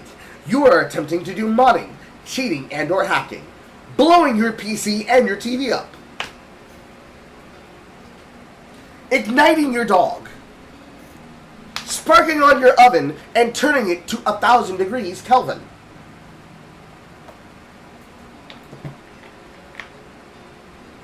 Disconnecting your pilot light, turning the gas on, and then flicking it on and off in 5-second intervals until the house blows up. It's only possible because we are not the main market of gaming. And yes, Saudi princes owning things like the SNK majority, they're the only thing that really stopped a lot of shit. The Saudi princes, not the Qatarian princes, the Saudi princes. They love capitalism. They love Steam. They love gaming. They were the only thing stopping this kind of problem. Because if you're getting between them and their titties, they're going to throw money at the problem until it's solved. And that's oil money. They don't have to worry about oil money anymore. Visa and MasterCard, they have the ability to stop the oil money. So, what can you do? Lobby. But, you know, people are highly untrustworthy of lobbyists. Especially lobbying, because they don't feel like... Because you want to know what's happening in lobbying? People are fucking buying other people off. That's the other thing that's happening. There's two things happening at once. First off, people don't know how to lobby. Secondly, they're currently distracted on the lobbying front because of Stop Killing Games. The problem with lobbying isn't that people don't know how to lobby outside of the people who know how to affect the system. It's that the people who could tell you how to lobby are not going to teach you because they are your nemesis. You think Sandy Cortez gives a fuck about video games? No. Hell no. She don't give a fuck about Pokemon. And Pokemon with her dumbass sitting up there next to MatPat to try and skim off of his bill. As MatPat to the government. Trying to skim off of his ability to get the legislators to understand the world that we're coming from and the arguments we're coming from. MatPat! Matthew! Matty! Matty! I need you! It's you! You have to save us here! Louis Rossman will not save this one! We need you, Matthew Patrick! You are our JD Vance of the internet content creators! You have to save us! He can't hear me. He can't hear me, chat. Oh, the hell he can't. I'm not a 1 million subs channel where this post will then go viral across the internet. It's not happening.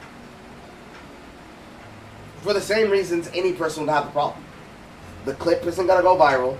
People aren't going to care. They're not going to understand. They're going to beg to ask what the context is instead of reading and understanding the clip and following up. It's not going to be the energy you want to get behind because who is that guy? All those problems, the reason why the lobbying is not going to happen. The other reason is because of pirate software, unironically. The internet is currently believing, no, let me stop that sentence before I even started. People believe that power achieved is power kept. Power perceived isn't even power kept. Power perceived is power believed. And people buy narratives. They don't buy content. When it comes to lobbying, because it's an optics game. What do I mean by that? What I mean by that is exactly what I just said. Stop Killing Games would have died if the entirety of the internet was not basically shown as simple as could be possibly done. Pirate software doesn't know what the fuck he's talking about or is malicious in his design. Now, we still don't know which one of the 3 features we're currently inside of, even though we are firmly locked into whatever version of those features require the week of death that we just witnessed and saw of the celebrities. We don't know if we're in the one where pirate software comes out of the kayfabe and says, "It was me! I lied all along! This was my ploy to get you to care about video games! Ah!" And we don't know if we're on the other 2 timelines where it's various levels of degeneration and cope, where even I become more successful than him, as he has gone from a 25k strong 5-figure viewer content farm to a low number 3k 4-figure viewer Andy. Unbecoming of the kind of position of a person who was gaining as much traction as he was. People believe that because pirate software has been mocked and embarrassed and criticized about not just his take, but also his work and his development skills, much like how Munohar has recently been exposed for not being a real computer engineer, because no one said that you can't be a hobby enthusiast that likes working on computers. That's acceptable. That's fine too. But you can't claim your name to fame is, I'm a CEO working on my jobs that works on computers that also does video shit and blah blah blah blah blah blah. I don't care. None of that matters. But the internet believes, at least in terms of the lobbying that is currently being done about Stop Killing Games and all the other things coming from the accursed farms, that as long as a content creator is leading the charge, there is nothing wrong. And they can just tune the fuck in and log the fuck off and not think about it because someone else is handling it. That is not how it works. That has never been how lobbying works.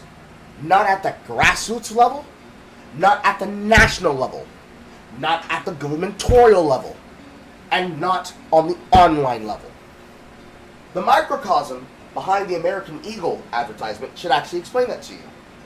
A bunch of fucking retarded leftists getting up in arms and saying, "She's literally doing a Hitler! She's literally doing a fucking Kanye! Please, somebody stop her!" And everybody's saying, "What? Are you fucking stupid? She's just wearing blue jeans." But dog whistles! When it wouldn't be a dog whistle, you fucking retards. It would be a shibboleth.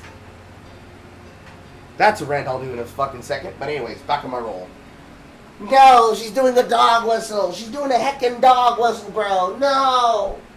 Don't let her sell the blue jeans. Meanwhile, reverse the roles. Beyonce Knowles Carter gets up here and it says, Beyonce has great jeans. If that's true, why'd you blind dye your hair? That's not a conversation anyone wants to have, because then stop being racist. Buy the blue jeans. The black woman told you to. It's yet again another instance of one person can do it, but the other cannot. The double standards will always be there. And it's another thing where I just basically was like, okay, so are we reading too much into stuff? Because she just is basically telling you straight up like, oh, I've always worn these kind of things. It's kind of the same scenario, same advertisements that they were doing back in the fucking 80s. 80s, 90s, early outs. Niggas forgot. Niggas out here. Double entendres are not new. I don't know about you, but I know that the fucking perfume ads have been simply latched into my brain. Okay? I know the curvature of Charlize Theron's legs. Do you know why? J'adore, by Dior, buy it in Macy's.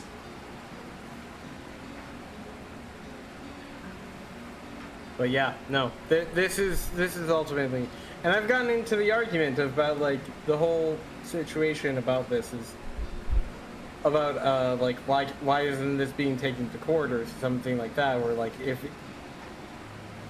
because I exist around another friend group, and this one particular person in it has the most infamous dog shit takes that I have ever fucking heard in my life. Such as, well, I personally feel that you shouldn't be, if you admit to a crime, it shouldn't implicate you for another crime. It's like, yeah, but that's not how it works, because I provide the example that if you are in fact charged with the crime of bribing a government official, that could implicate you for what they did, which was happening post-case of them murdering a group of people. It's a really weird thing that can happen, but it can happen. Whatever you do, you never want to be made an accessory to a government crime. That's how a person who is a low-level employee goes away for 50 years. Because you become the fall guy.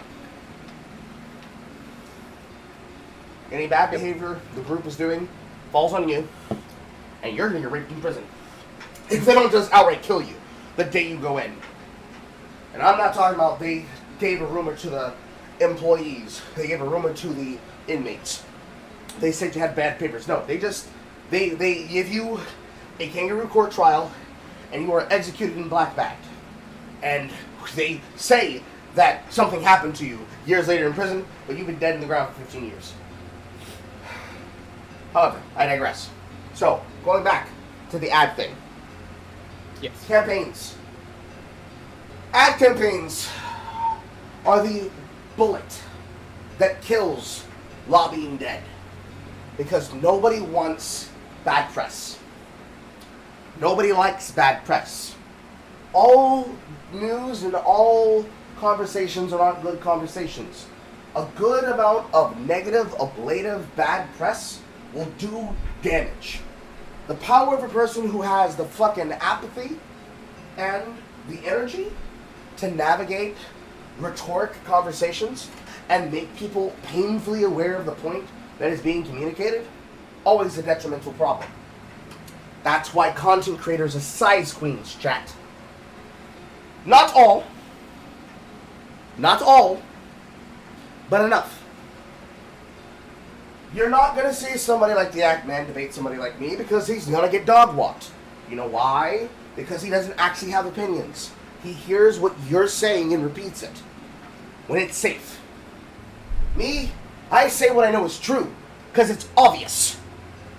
You think long enough and you look at the systems and patterns. Remember this one, chat. Once is a happenstance.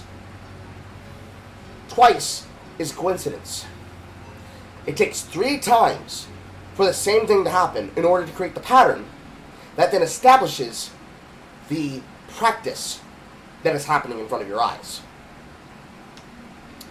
Left-wingers believe that this power belonged to them. Only they could make fun of you. Only they could be able to make good ad campaigns. Only they could be topical and funny and kitsy. Unfortunately, that isn't the case. as has been seen with people like J.D. Vance, who is smart enough to know how to navigate. But it's not enough. Because unfortunately, all the people who have access to media, they're left-wing content creators. They're never going to platform me. They'll platform Alyssa McConte. And she will be a dumbass who goes along with it because, hey, then she gets to be a booth babe.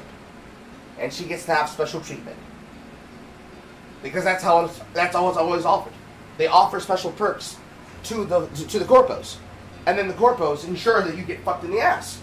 They're the ones that hold your cheeks open for the fucking Sibian with the Needle Blaster 9000. All the spike tips going deep inside. No lube. Slow grinding push with the fucking spit cycle on 9. They grin at the opportunity to do it. Because real advertising and real lobbying starts with the schizo posters, unironically. Because it's not a schizo post and it's not a conspiracy. It's exactly how they're doing it. When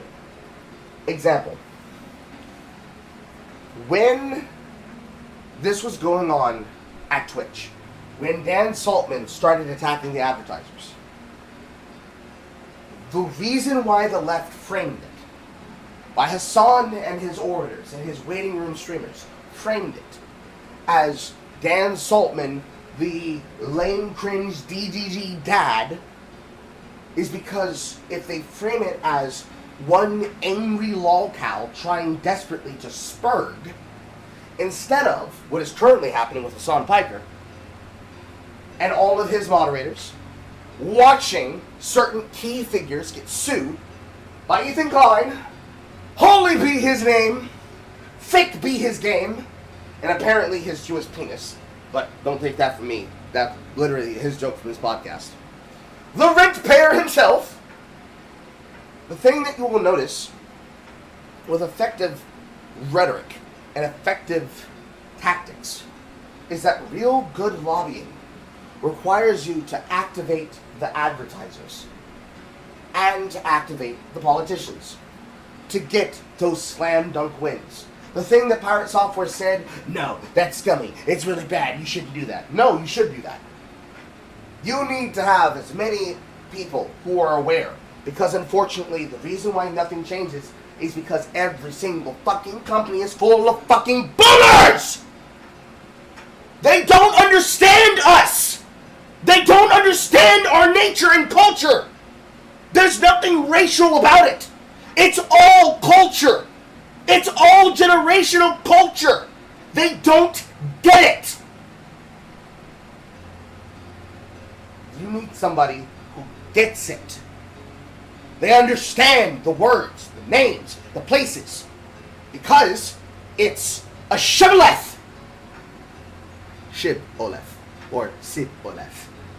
It is a password. It is a password into the culture. As much as amongst the cooners, and the people who repeat the word cunny, the lolicons, and the shodas, which basically, the content creators that are like Dimitri, big ups to my homie. Amongst the Dimitri Monroes and the single player Carls, there are in fact the Horror and Hellfires, the J Longbones, and the Nuts Takus, as well as the Merryweather Comics, and the that's a beeper, Yeepies, and everybody else across the platform. You require all of them together to tell people, get off my lawn! Because if you don't, and they don't realize the power that you wield, when you activate them on the topic, nothing is going to change! It is not just tourism that causes this problem, which is, for me, the thing that I always harp on. Adi Shankar. It is not just the tourists. It is the people who are entrenched into their positions. Because remember, our government allows what's happening because they are themselves boomers. You should not have people who are over the age of 70 sitting on any official board in the government when it comes to its legislature. Let them be a part of the parties, whatever. But you need to have new blood. They don't have new blood. They don't have a lot of new blood. And of that new blood that is a part of the world, hell, J.D. Vance understands. He knows. He gets it. That's why he's effective. Do you see him leaning away from the J.D. Vance posting? Or do you see him leaning in to the J.D. Vance posting?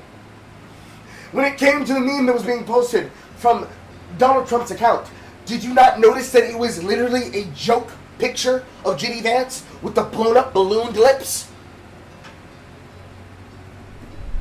Having a memer amongst the staff, not Elon Musk. Elon Musk is not a memer. He's just as bad as a tourist that wants to be in and wants to be down, just like Adi Shankar. Having a memer on board, having a Nick Rochefort, having a Sam Hyde, having a single player Carl, having a Tall, having a Panda on your team that breaks down to the boomers why they need to care in ways that they can understand, that's where your power comes from. Because unfortunately, we live in an era of the HR job lady being the people who are the described middle. When it comes, this is the answer, by the way. When you asked me, Juan, what do you do? I'm about to tell you the answer. Write this down. When it comes to lobbying, it is the same thing as polls. They are not looking for the extremes. They are looking for the middle because they are playing to the middle. The normies are going to fuck you 100% every time because the normies don't go to the extremes. They stay right on the fence.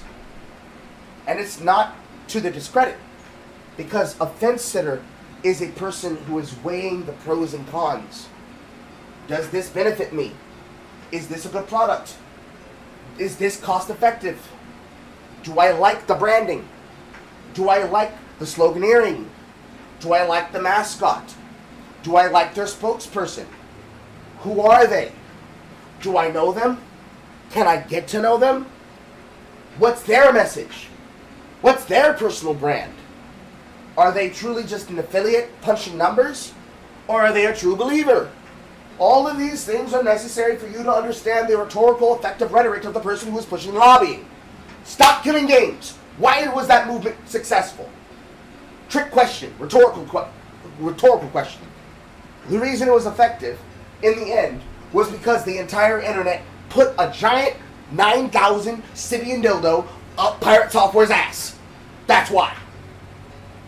Drilling them, drilling them, drilling them. And I'm not talking about Moldova's fig tree. Drilling them, drilling them, drilling them. Why?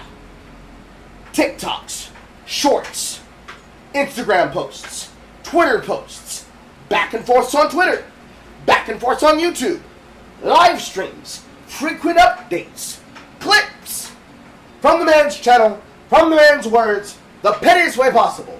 An instant conflux of updates. You're having it forced in front of your eyes from the algorithm, telling you, making you clearly understand, this is his opinion, this is his stance. What did we learn about it? We learned that Jason Dorhall is a size queen. We learned that he hates people who criticize him. We learned that he likes to have people who have the opinions like that of Josh Trev Hayes. He wants people to understand that even though that they may be opposed, that they're not online nemesis. But unfortunately, he wants himself to be an online nemesis. I'm not breaking out the chart for this. You should remember this chart by now. Because he wants to be the line between the fence sitters that are the people in the peanut gallery and the consumers, talking to the developers and the publishing companies through the shareholder investment. Because there's a fiduciary duty for every single nonprofit and every single lobby movement to make a buck off what they're doing. This has been the case with activism. This has been the case with global warming. This has been the case with energy and why we don't have nuclear. The thing that people know in the middle is what sells your movement. It is what sells your optics. It is what sells your energy. It is what fucks the process. It is what holds up and gums up the engine. It is what people end up being fucked on. Clip it. Share it around. I'm telling you the truth. Nothing changes until the middle decides. If these are the people who are fully well known, camera left being the people who are the dumbass rocks ones, and these are the well true knowledge scholars, they're the people who exist in the middle, represented by my voluptuous body, and my hair are the blob. They are the middle of the bell curve. And that middle bell curve, they're going to have one opinion. And that opinion is what benefits me. And just like somebody being sold entitlements about how they can get something from the government in trade for a little bit or a lot of their rights, if it sounds good, they're doing it. They don't know that it's a delayed time bomb. They don't know that it comes with costs. They don't know about the hidden fees. They don't know about the entrenchment and the selling of their firstborn child. All they know is what they were told. Or what they weren't told. All they know is what people are mentioning. And unfortunately, as I break this down, there are 3 ways this goes wrong. For sake of relative context and relatability, I'm going to use the names of content creators instead of the names of the things that this is actually called. You have yourself your Chud Logics that cared way too much about Moldovi's fig tree. Irrelevant, obscure details meant to ruin the public persona of the object of their targeted attack, assault, and lobby campaign. People may care, they may not care. They might want to know how true it is. But is it effective towards the narrative of your movement? No. Then, you have yourself your coding Jesuses. Attacking not just the points, but also the actual on-ground solutions.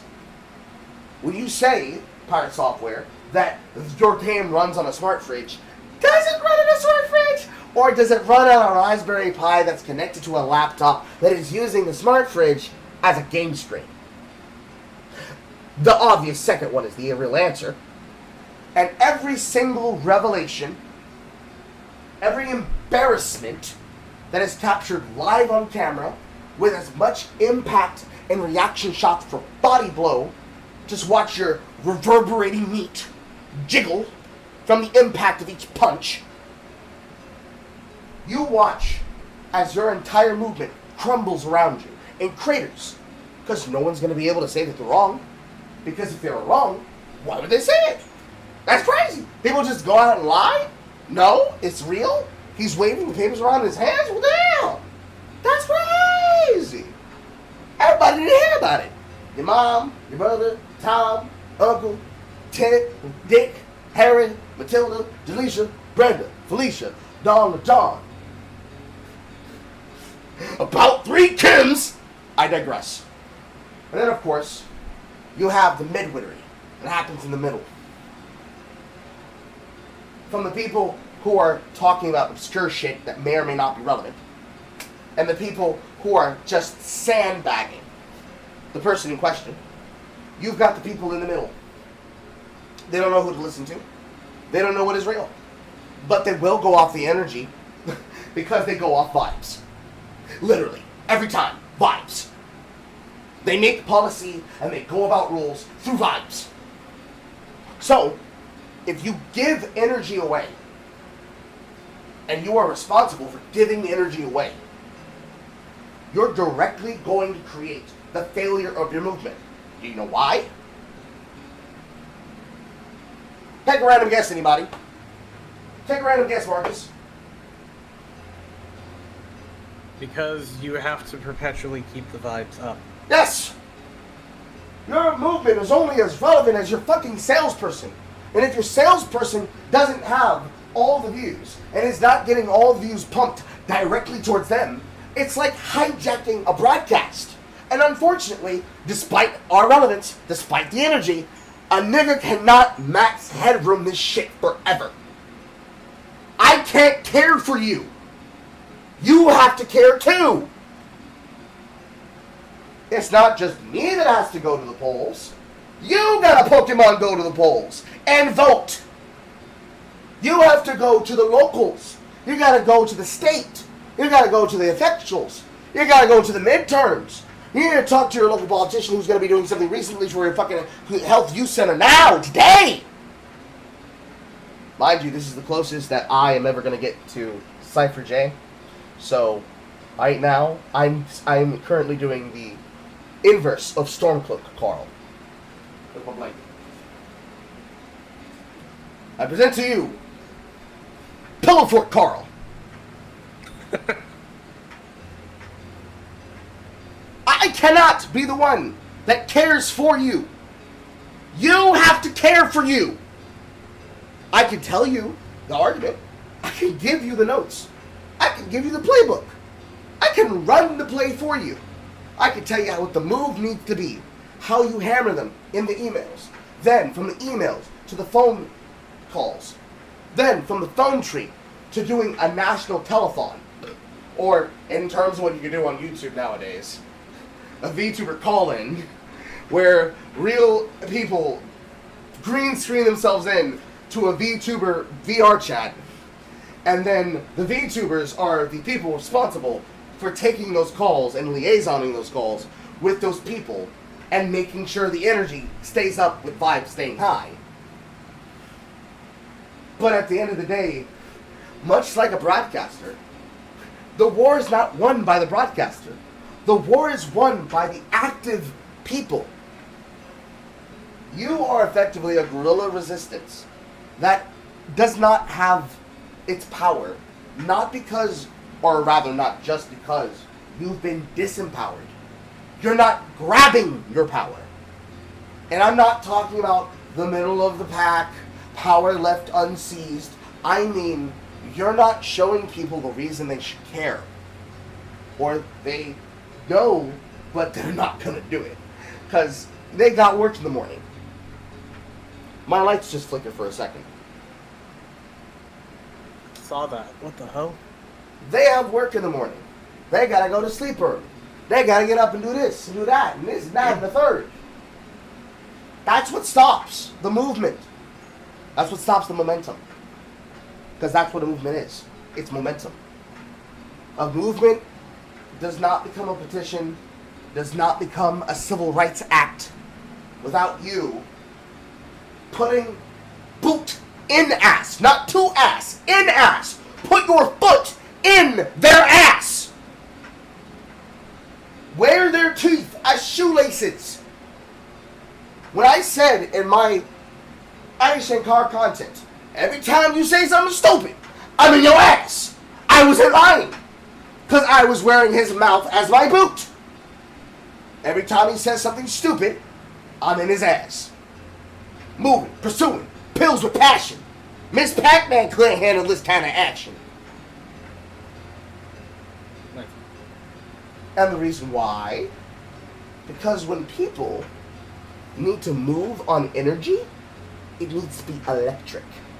When sports announcers say, the energy in the arena is electric, you can feel it in the air. It's like the calm right before somebody does something that causes a fight. Instead of the flight, fight, freeze effect, it should be a condensing, a locking in, a black barring, as the cinematic camera pulls back into a format, and you let the masters go to work. Because what happens with that movement is that when you capture the energy correctly, it should look like Stop Killing Games. And then it liaisons into active legislation. Usually on the back of a court case. Because then it's legal precedent and they have to respond to it. So, let's go to the timeline where it all happens. And by that I mean, let's assume we live in a timeline where this now becomes a national issue, as it should be, and is elevated to the Supreme Court. If the Supreme Court rule that payment processors are not allowed to control access to media by using a secondary system to gut and stop the payments, you can't say, you can't make me take my games down, and then go, Stripe, MasterCard, Visa, American Express, they're not giving me what I want! And then in comes Big Dick Buster saying, oh, you said you ain't finna drop trowel? Okay. Let me just go ahead and take your card away from you real quick. When that no longer becomes allowed, it changes the entire sphere of lobbying as it already works. First thing that'll happen, stock market's going to crash. Why? Insider trading is no longer going to be acceptable. Why? Because you can't use lobbying groups to get them to say, do what I want, or MasterCard, Visa, and Stripe are going to stop your payment processing. Second thing that happens, the financial institutions themselves are going to change the energy and the motive and the conversation of their promises. Right now, for most porn processors, there's only one. And the reason why there is only one is because chargebacks are a motherfucker. People steal content. People try to erase content. You know, somebody who wanted to just make $500 a month only got $150 every 3 weeks for getting DP'd out at the local gangbang, you know, out at the old GD glory hole. They want to delete their content, and or if you were there for the Kara Chat segment of her leaks inside the Discord during versus chat, they see all they want to see from the leaks, and they say, bitch, I ain't paying for this shit. I don't want to bang my desk because I know I'll knock down my camera, but the inverse of the credit card pound on the table. I don't know how you do an unpounding sound. What does it sound like when you unpound something? Is it the sound of a fist hitting a pillow? You get that. Sorry, I understand onomatopoeias really fucking well. That sound. It's like, I no longer want to pay for this content, I'm charging back. When that no longer becomes the conversation, because they can't just simply charge back anymore, the prices of porn comes down. Which means the ceiling increases and the floor decreases. So now, content creators can have a side hustle where they can go and do whatever they want. But I'm not just saying they can go do porn. I mean, they can go stream on, what is it called, joystick? They can go stream an adult game on joystick. And all they are doing is playing something like Honey Pop. Pro Jared can go do that. I could go do that. Jay could go do that. Horror could go do that. Marcus could go do that. Saffronette could go do that. And it's not because they're going to goon with the Lavaz, Project Melody. It's not because they're going to goon with the Lavaz or Lavens and have goals for you to listen to a voice actress put a dildo inside of a Jell-O mold and pretend that she's actually writing that shit. Oh, nobody tell them. Nobody tell them. It's going to make this entire dialogue funnier. No one's going to have that situation where the VTuber who pretends that she's a massive gooner who's just covered in her own wet drippings, but actually it's a really bored model who's fully clothed, who's sitting next to an audio studio, who's recreating these sounds that they have gotten pitch perfect, the same way that they do in normal creation of the at least hentai versions of these things, especially the Japanese versions and then the fucking English voice acting versions of them. No, the entire industry re-changes. It flips. It switches around like an interlocking maze, like the Maze Runner. Remember the Maze Runner? Those series of 3 films? The Maze Runner. It's an interconnecting financial institution that undoes itself and redoes itself. They realize, oh shit, we can actually make money on risque shit again. Oh shit, we can actually make money on risque shit! And we can actually sell it to the middle! Yeah! They redo everything. Will you play Once Human? I've already played Once Human. I will return to playing Once Human in the future when I have time. They change everything around to meet the energy of what the mob wants. Because then, the people in the middle, thank you, Buster, the people in the middle then go to the stock markets and they start betting on the market, just like they were during Shoot to the Moon for GameStop. There will be a lot more Smash JTs. But on the other side, for the normal people, for me and you, and every Tom, Dick, and Harry that is hearing my voice right now, what's going to happen there is they're going to move over that movement straight to the government. They're going to bring it to the Senate floor. They're going to bring it to the Senate hearing.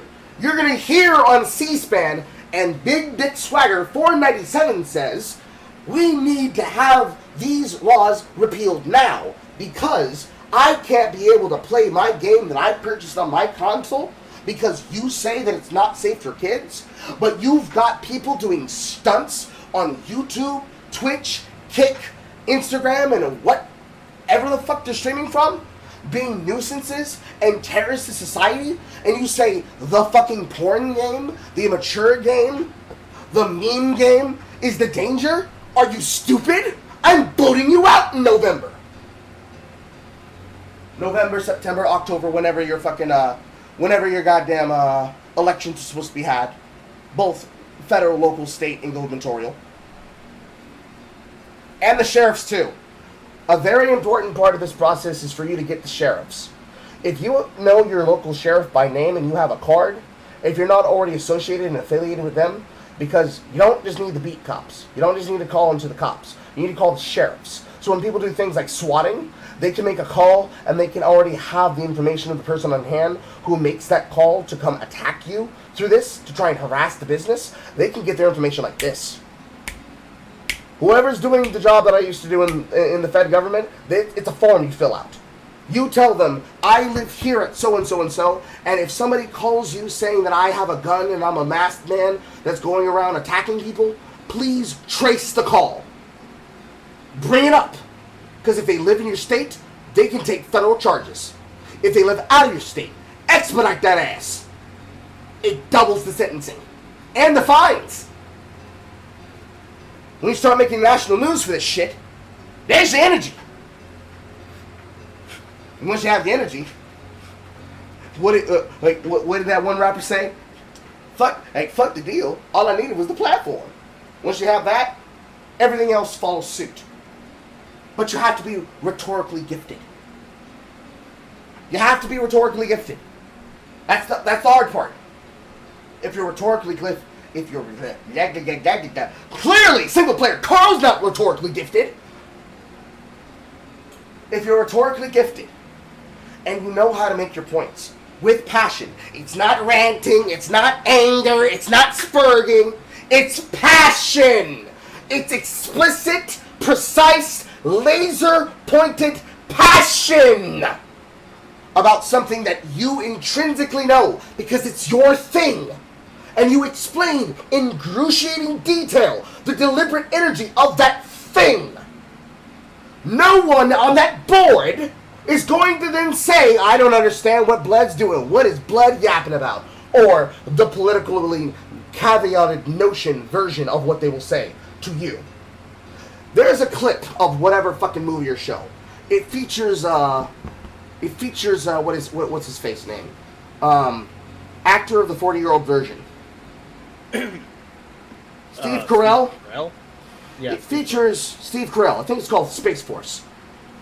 The character gets asked a question about why an orange costs X amount of dollars for Space Force. And he gives a speech about what they need is basically human commodities for comforts. Because astronauts are spending so much time in space that they need creature comforts. That is a shibboleth. It's not a dog whistle, it's a shibboleth. Why? Because if you don't know my culture, you don't know my life. You don't know my experience. You can't connect to it. And movements are all about understanding and connection. If you don't actually commune with the community, the movement dies. Actual mitochondrial cell death.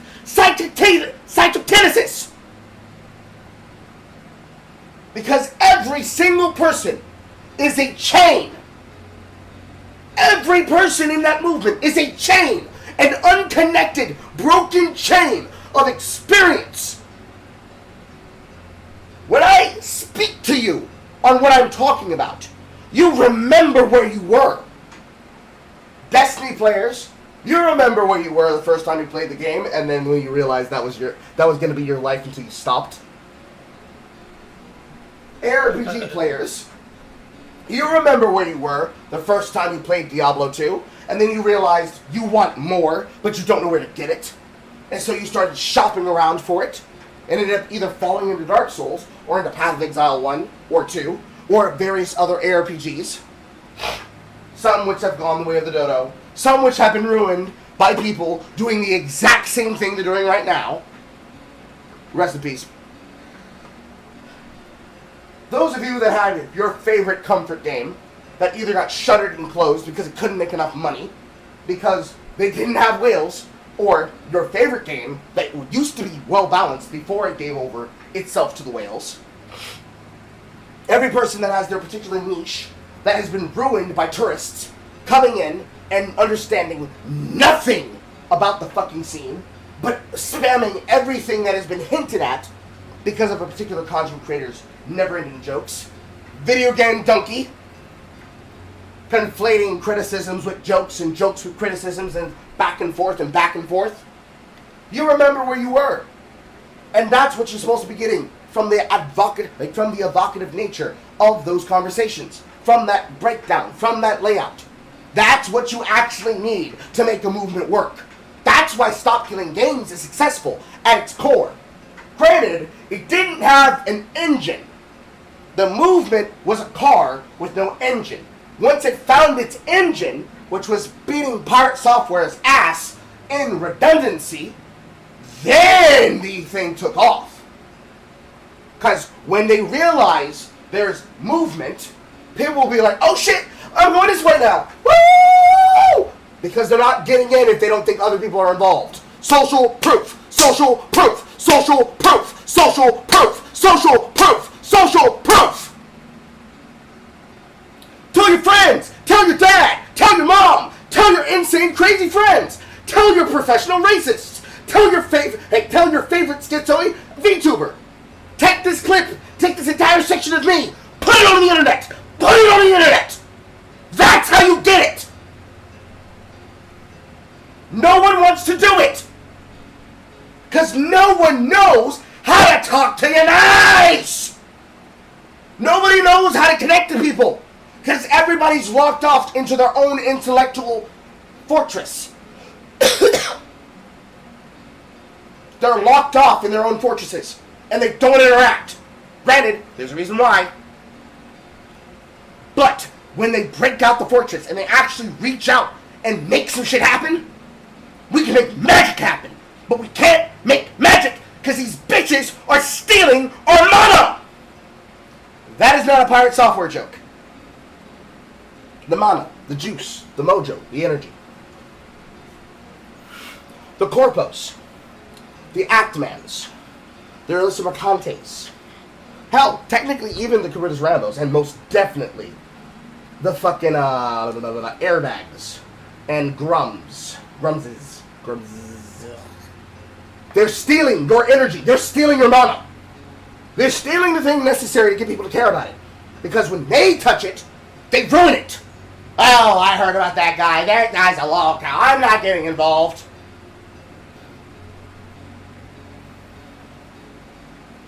The argument should matter no matter whose mouth is incantating the words in the correct order. But unfortunately, because we all exist in this state and nature where social proof means the person with the biggest mouth that made the most provocative take at the time seen on the biggest platform spread around amongst the greatest people capable of seeing it possible means that it then lives and dies by that attention. Unfortunately, the people like myself who tell you how to solve the equation, what the goddamn answer is, and how to solve for X, are not heard on X. Because as far as the machine algorithm is concerned, we're persona non grata. So when eventually my take gets stolen and then regurgitated, uncritically said by somebody else trying to be funny, and they then claim it as their own, when that message gets diluted and then delivered to the middle, it's the ruination of a game of telephone. And that's why it doesn't happen. Because any lawmaker has to sell it to the middle, not the extremes, and not even the people who made it. The middle. Right to repair. Do you want to have the ability to repair your own shit without proprietary shit getting in the way and Apple trying to charge you a foot and a leg, as was the design by point and profit of fucking Steve Jobs? Support Louis Flossman. Do you care about men? Do you care about your husband, about your son, about your nephews? Being able to not get thrown into jail because they glanced in the direction of a woman on a workout machine for 1.5 seconds longer than they should have, and now they're an internet bully of the week, victim getting harassed on all social media platforms and microblogging websites? I guess you have to become a supporter of the Honey Badgers, and or any other person who is currently the it girl or it guy. But I know it's it girls because it's mostly women, married women, like the Dadvocate and Glory Roma, even though she's still around the world. I guess she's doing better now. Still ended up making a guy want to disconnect himself from you because you used him as a fucking free dad. Do you want to be able to see people hear your points and regurgitate information to you and tell you about a point that communicates your goals? I guess you better start watching Asmund Gold. I guess you better start watching Kirsch. I guess you better start watching Kevin Pipkin. I guess you better start watching The Data Gamer. Ding. I guess you better start watching Single Player Carl. Ding. Because you're not going to hear about it anywhere else. You know why? Because it's not safe. It's not a safe opinion yet to adopt. It sounds like it is. It's the most common sense thing to adopt. But it's not safe to sell to the middle. Because the middle doesn't understand that it's not about, hey, I want to be able to all day long. It's about the fact that I want you to have the ability to just buy whatever you want. And no payment processor says you're not acceptable and you're not allowed to because of the rigmarole that goes alongside the rules of how they sell you the product in the first goddamn place. So 5 steps removed from Stop Killing Games. We're at the point where payment processors shouldn't have the ability to stop you from having a life. Not talking about sex dolls, not talking about dildos, not talking about Bad Dragon stores or Etsy stores that sell sex toys. None of that. Off the table. Because the normies aren't going to take that and they're going to think that's weird. Because unfortunately, most of the lobbyists are leftists. And they're fucking leftoids. And they're dumb. And they're ineffective with rhetoric. Because they think about hating the enemy so much that they design the goal to be shutting out the other side. Because it's a friend-enemy distinction. Throw that shit off the table. You want real power and real movement to change? You need to sell to the people who are apathetic and make them care. If you don't make them care, it's dead in the water. Shit! It also stands to be that, you know, majority of the time, whenever any, like, leftist, or even any lobbyist in general, it's not just, from where I see it, it's not just left or right, although it is predominantly left. It stands to be that, like, a lot of them just have these rather jarring, draconian behaviors that they tie themselves to. Because they're draconian. Yeah, they are.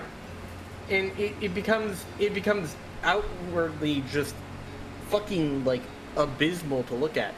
Because the middle will never want to be draconian. But they will accept it as long as it's able to be, like, digestible. But to, like, anybody that can see behind the screen, you know that it's not right. But people are willing to let it pass by as long as it doesn't allow them to either do one of two things. Either it's so uncomfortable that it feels like they are pained to do it, that they'll say, like, oh, you do it, you do it because you're the one who sees it, you're the one who's able to do it, but they're not realizing that that other person cannot do it because they are put away, lock and key. No matter what they attempt to do, they will have to watch you do it. They cannot pull the trigger. You have to. You cannot pull the trigger. You cannot pull the trigger. They cannot pull the trigger for you, because if they pull the trigger for you, that is downright them doing it, not you. No matter how you spin it, it's no. I cannot.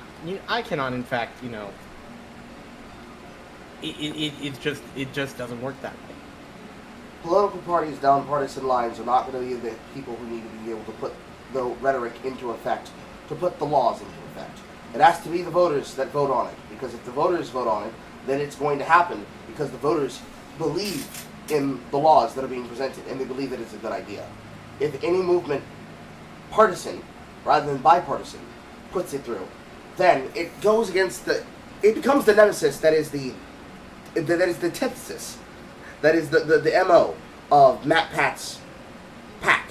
He wants people to meet halfway and to meet and shake hands. If either group does it without consulting the other, then it is a power grab. Because the power grab is what makes it the problem. You're correct. It's not just the left, it's the right too. But the right has a different problem than the left. The left wants to be over-sensational, overreaching bastards, because the left has become far left, to the point that they are anarcho-primitivists. They don't want any system in place. They want Thunderdome. They want to be in Mad Max. They want the world to work by that standard, where when they harass and threaten you, they show up outside your house and they light it on fire with flamethrowers using napalm. When the right gets into power, they put the fucking football on the goddamn line and say slow and steady wins the race, because they're not willing to make any fast movements, because the party is led by fucking boomers. The left is literally led. Mitch McConnell. The left, a fucking turtle. The left is ran politically by individuals that are youthful but chaotic. The right wing is led by people who are conservative by nature, to the point of even conserving their energy and strength, waiting for another day to kick the can meekly down the road. And then, when they kick the can down the road, the anarcho-capitalist picks it up and makes it into a product that they then use to make a shiv to slit your throat, while saying there is no ethical consumption under capitalism, while becoming the corpo shill. It has to be from the people in the middle, supporting the figures that are the best representation for said movement. Because with that energy, that's what sells the goal. Why aren't there any why aren't there any more payment processors? Because they're owned by 1 to 5 groups, and they're all in ties with each other. Because that's what a plutocracy looks like. Another thing is that the alternative... Also, another thing about alternative payment processors is that, unfortunately, and this is where I kind of have to step in and say my little bit of stuff here. Me, the person who works at the banks and works in finance, I'm going to tell you this right now. There are not many, and the many that do exist are so goddamn weak and so goddamn belittled that if you were to, en masse, have people convert over, which you're not going to, no matter what you damn well try, no matter what you do, that will never happen.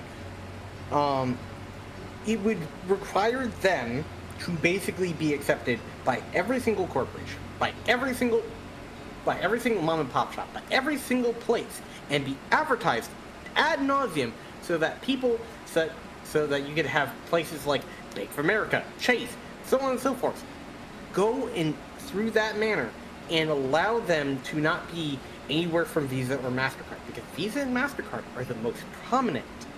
It's not the fact of like, oh, well, they just have this monopoly. It's because they were so well executed at putting that as a priority, that they said, we are the gold standard. We are going to be there.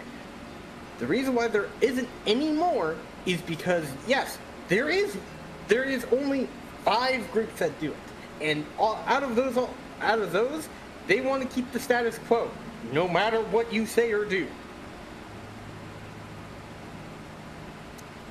Hitting the hammer on the head, by the way, for that. Okay. Sorry. Regardless, the way that movements work, they're not going to happen unless a big figure leads the charge. And when I say big figure, let's throw out a number. 300k to upwards.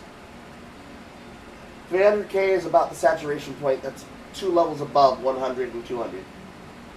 Where the saturation point of the impressions and views will be seen everywhere.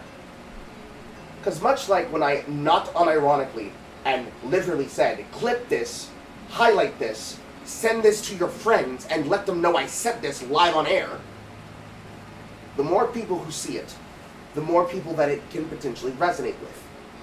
It's not going to resonate with everybody, because they have to get deep enough in, past the point, where they will not say, what is blood yapping about? If they get past the resonation point, they're going to start listening to what I'm saying. And they're going to ask themselves, yeah, why don't we have those things? And that's the hardest place where the reverence lives and dies.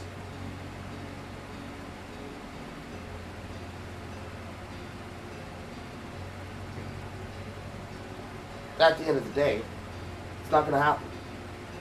Because not only are they going to stop it by any means necessary, but that doesn't mean that you shouldn't try. The other contingency fact that's going to stop it from being able to matter is that at the end of the day, not enough people are going to care. They're going to see your clip, they're going to say, who the fuck is this guy? And they're going to forget. The same way that they learned about Pumpkin Potion, the 1930s Flesher cartoon VTuber, came, went, stopped caring about her. The same way that there are people that hear about Kirsch and hear about Pippa and hear about all the other VTubers that have been, I guess, have found a home at new talent agencies after getting fucked over and forced to graduate out of their personas, or, if they're lucky, allowed to operate as indies. As these VTubers have made conglomerates and networks around people who have tried to help them versus people who only help when there's something in it for them, it's not going to last. And you're going to be right back to square one. Not a pot to piss in, not a hand to hold, and not even a functional life in order to keep your eyes on the prize. The cats are fucking outside my window. The cats are fucking outside my window. It sounds like Mitten's getting her back blown out. Yeah, but that is also okay. There was a secondary topic that I did want to talk about, and this is where I'll ask the players of my campaign to kindly not peek behind my screen, because I do have a topic to ask about that is rather interesting. I think I have it on hand, but I want to double check. So, I run a game, tabletop RPG, that goes by the name of Cain, as in the biblical Cain. It is a paranormal investigative game that is based off of both the SCP Foundation and mixing that with the Hypebeast anime that is Jujutsu Kaisen, along with several other things that have inspiration based off of that. So Bleach, so on and so forth. That's the background. The situation that I have with this is it is a paranormal game, and I would like to instill horror into my players. There are some instances of it, however, I want to make sure that they themselves are frightened about certain things that come to them. However, I don't think I'm hitting the hammer on the head necessarily because of the people that I am playing with, which is a bit hard to do because some of them, when they hear this, they'll be like, "Oh, well, I'm just gonna fucking fight the thing."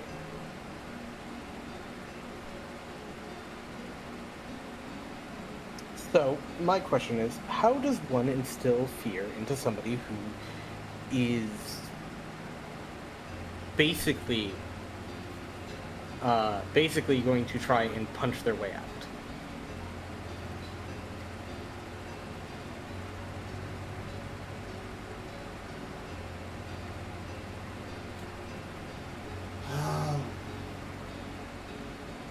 I think the easiest way is to entertain the boredom.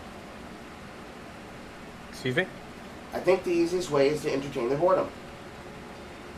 Okay. If they're a murder hobo, make them do puzzles. If they're a puzzle savant, make them have occasional bouts of murder hoboism that they cannot remember. Fair. Because I'm doing this based off of a monster kind of deal for now. It is going to transition into something that is a bit more straightforward, than that. Than just monster of the week. Oh, deal with X demon that has now been summoned because somebody has had despair imparted out, and they were able to see the paranormal, because that's how it kind of goes. Like, you have to have the gift of that. But if you are in such emotional duress, like extreme duress, it can impart a sin. That is what they're called. And there's ones that are based off of indulgence, or some that are based off of desire, and the one that they are facing right now is based off of vengeance.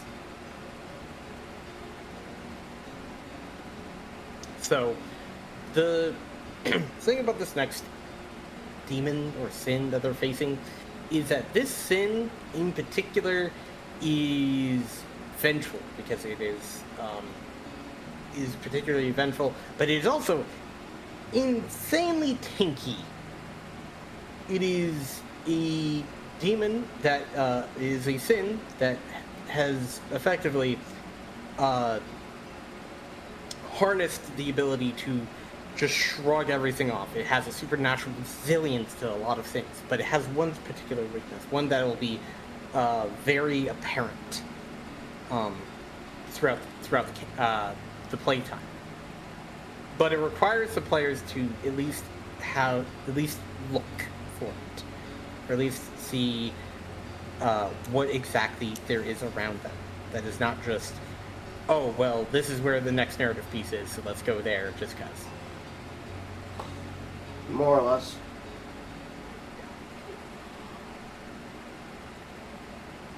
But thank you for that. I still do want to try and instill that fear into them. However, I do know that one of them is very much so hesitant about using their powers, because they know that if they use their powers too much, they can die. And death in this game is actually very easy to happen. So, that is honestly about it.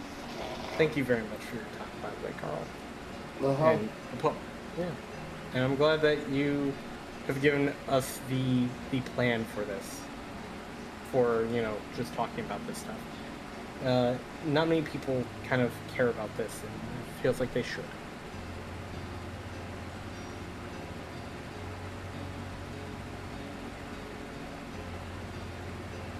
Excuse me, if you would. You take care, okay?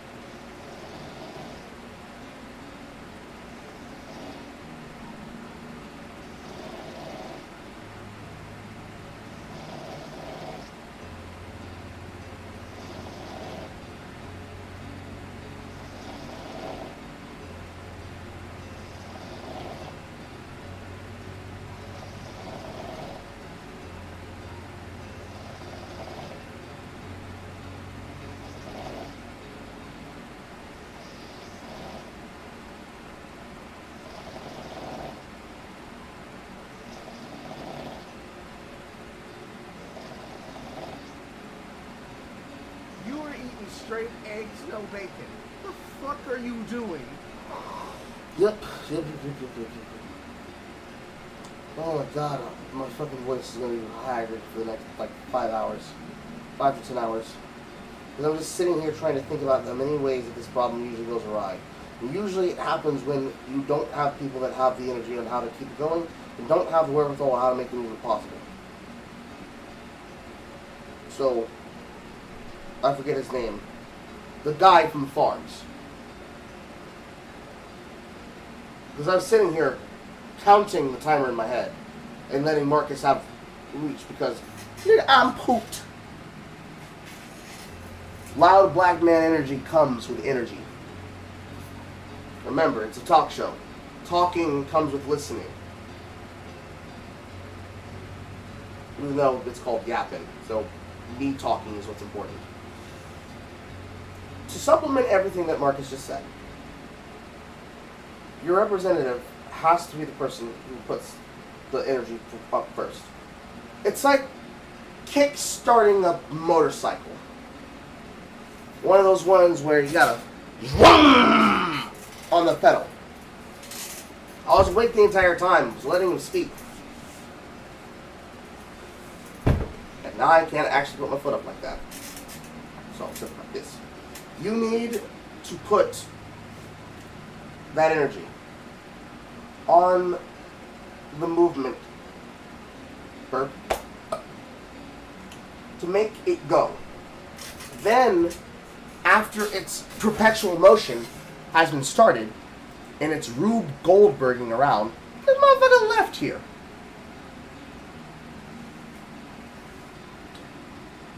That would explain why he wasn't talking.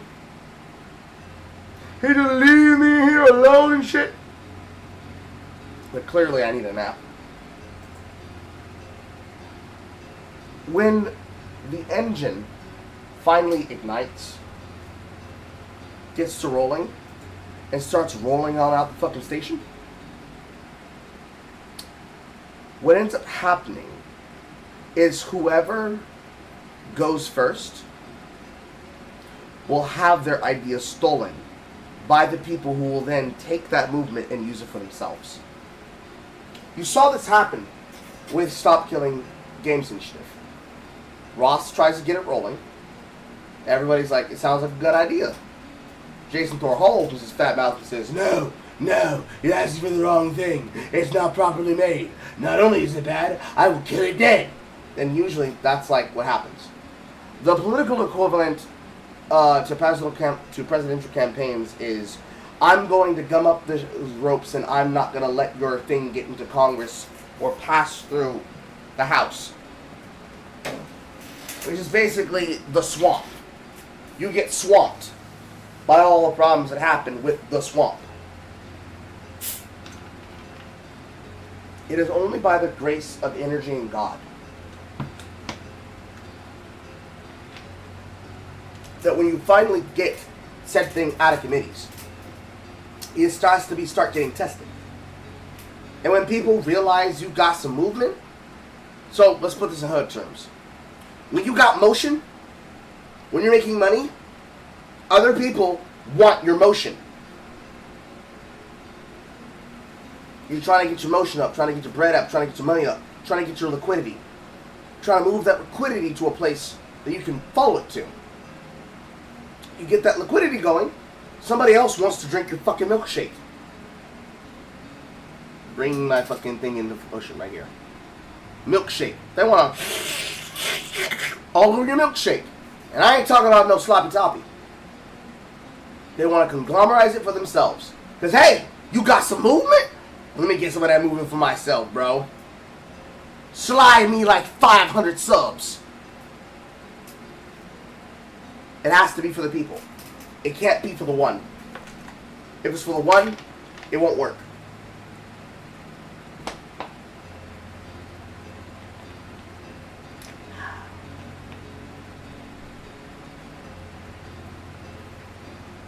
So, the pirate software, on those 3 branching paths that I talked about, the single player kernels and the moist criticals down the Moldovia's fig tree line, you got a bunch of chud logics just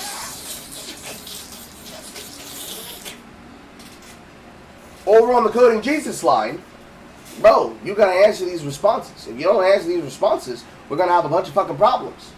And then, down the single player Carl / Moist Critical / Straw Stripe Haze lines. Bro, I understand where you're coming from, but I can't fuck with it. The energy behind it's all off. Your frontal's off. Your frontal is way the fuck off. Those three in a cycle. Perpetual motion. Chugga chugga chugga chugga chugga chugga chugga chugga chugga chugga chugga chugga. Woo woo. If enough people chud logic your shit. Chud logic. Use it as a fucking verb. If enough people chud logic your shit and Moldovia's fig tree up your movement with bullshit that doesn't matter, it becomes a joke and no one takes it serious. It becomes a meme. A perpetual meme.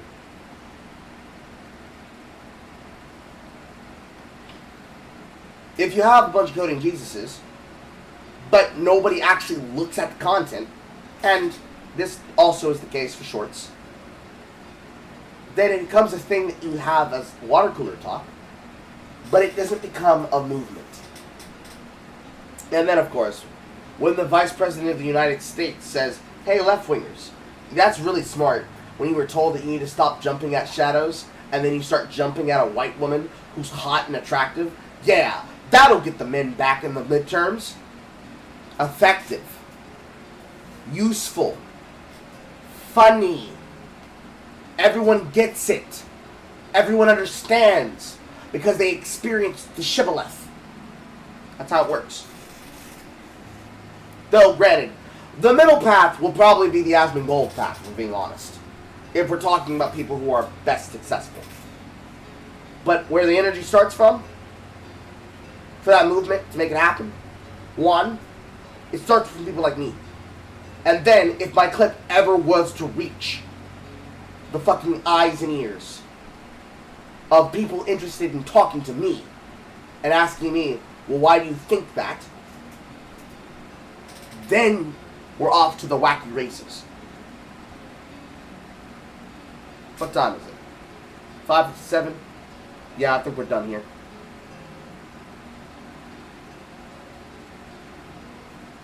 Huff. Lots of words, lots of energy, lots of momentum. Thank you for support. Please continue donating to the monthly tip jar to help Carl with his liquidity. It will help with future content. And I need to get out of this financial hole. Period. Keep your eyes out. Stay peeled. Stay tuned. More things coming down the pipeline. You should also stay very close tuned to one of those games that I shouted out earlier. You'll be hearing more about it later this month. Particularly amongst the VTubers. A particular man who's known for being a gamer and a gator. More coming down and coming soon. Again, clip the shit that I said. Tell your friends. Tell your dad. Tell your mom. Tell your grandma. Let her know that just because the cookies in the jar are a bit old doesn't mean that they still ain't good. Because I'm freaked out in here. Bye, chat.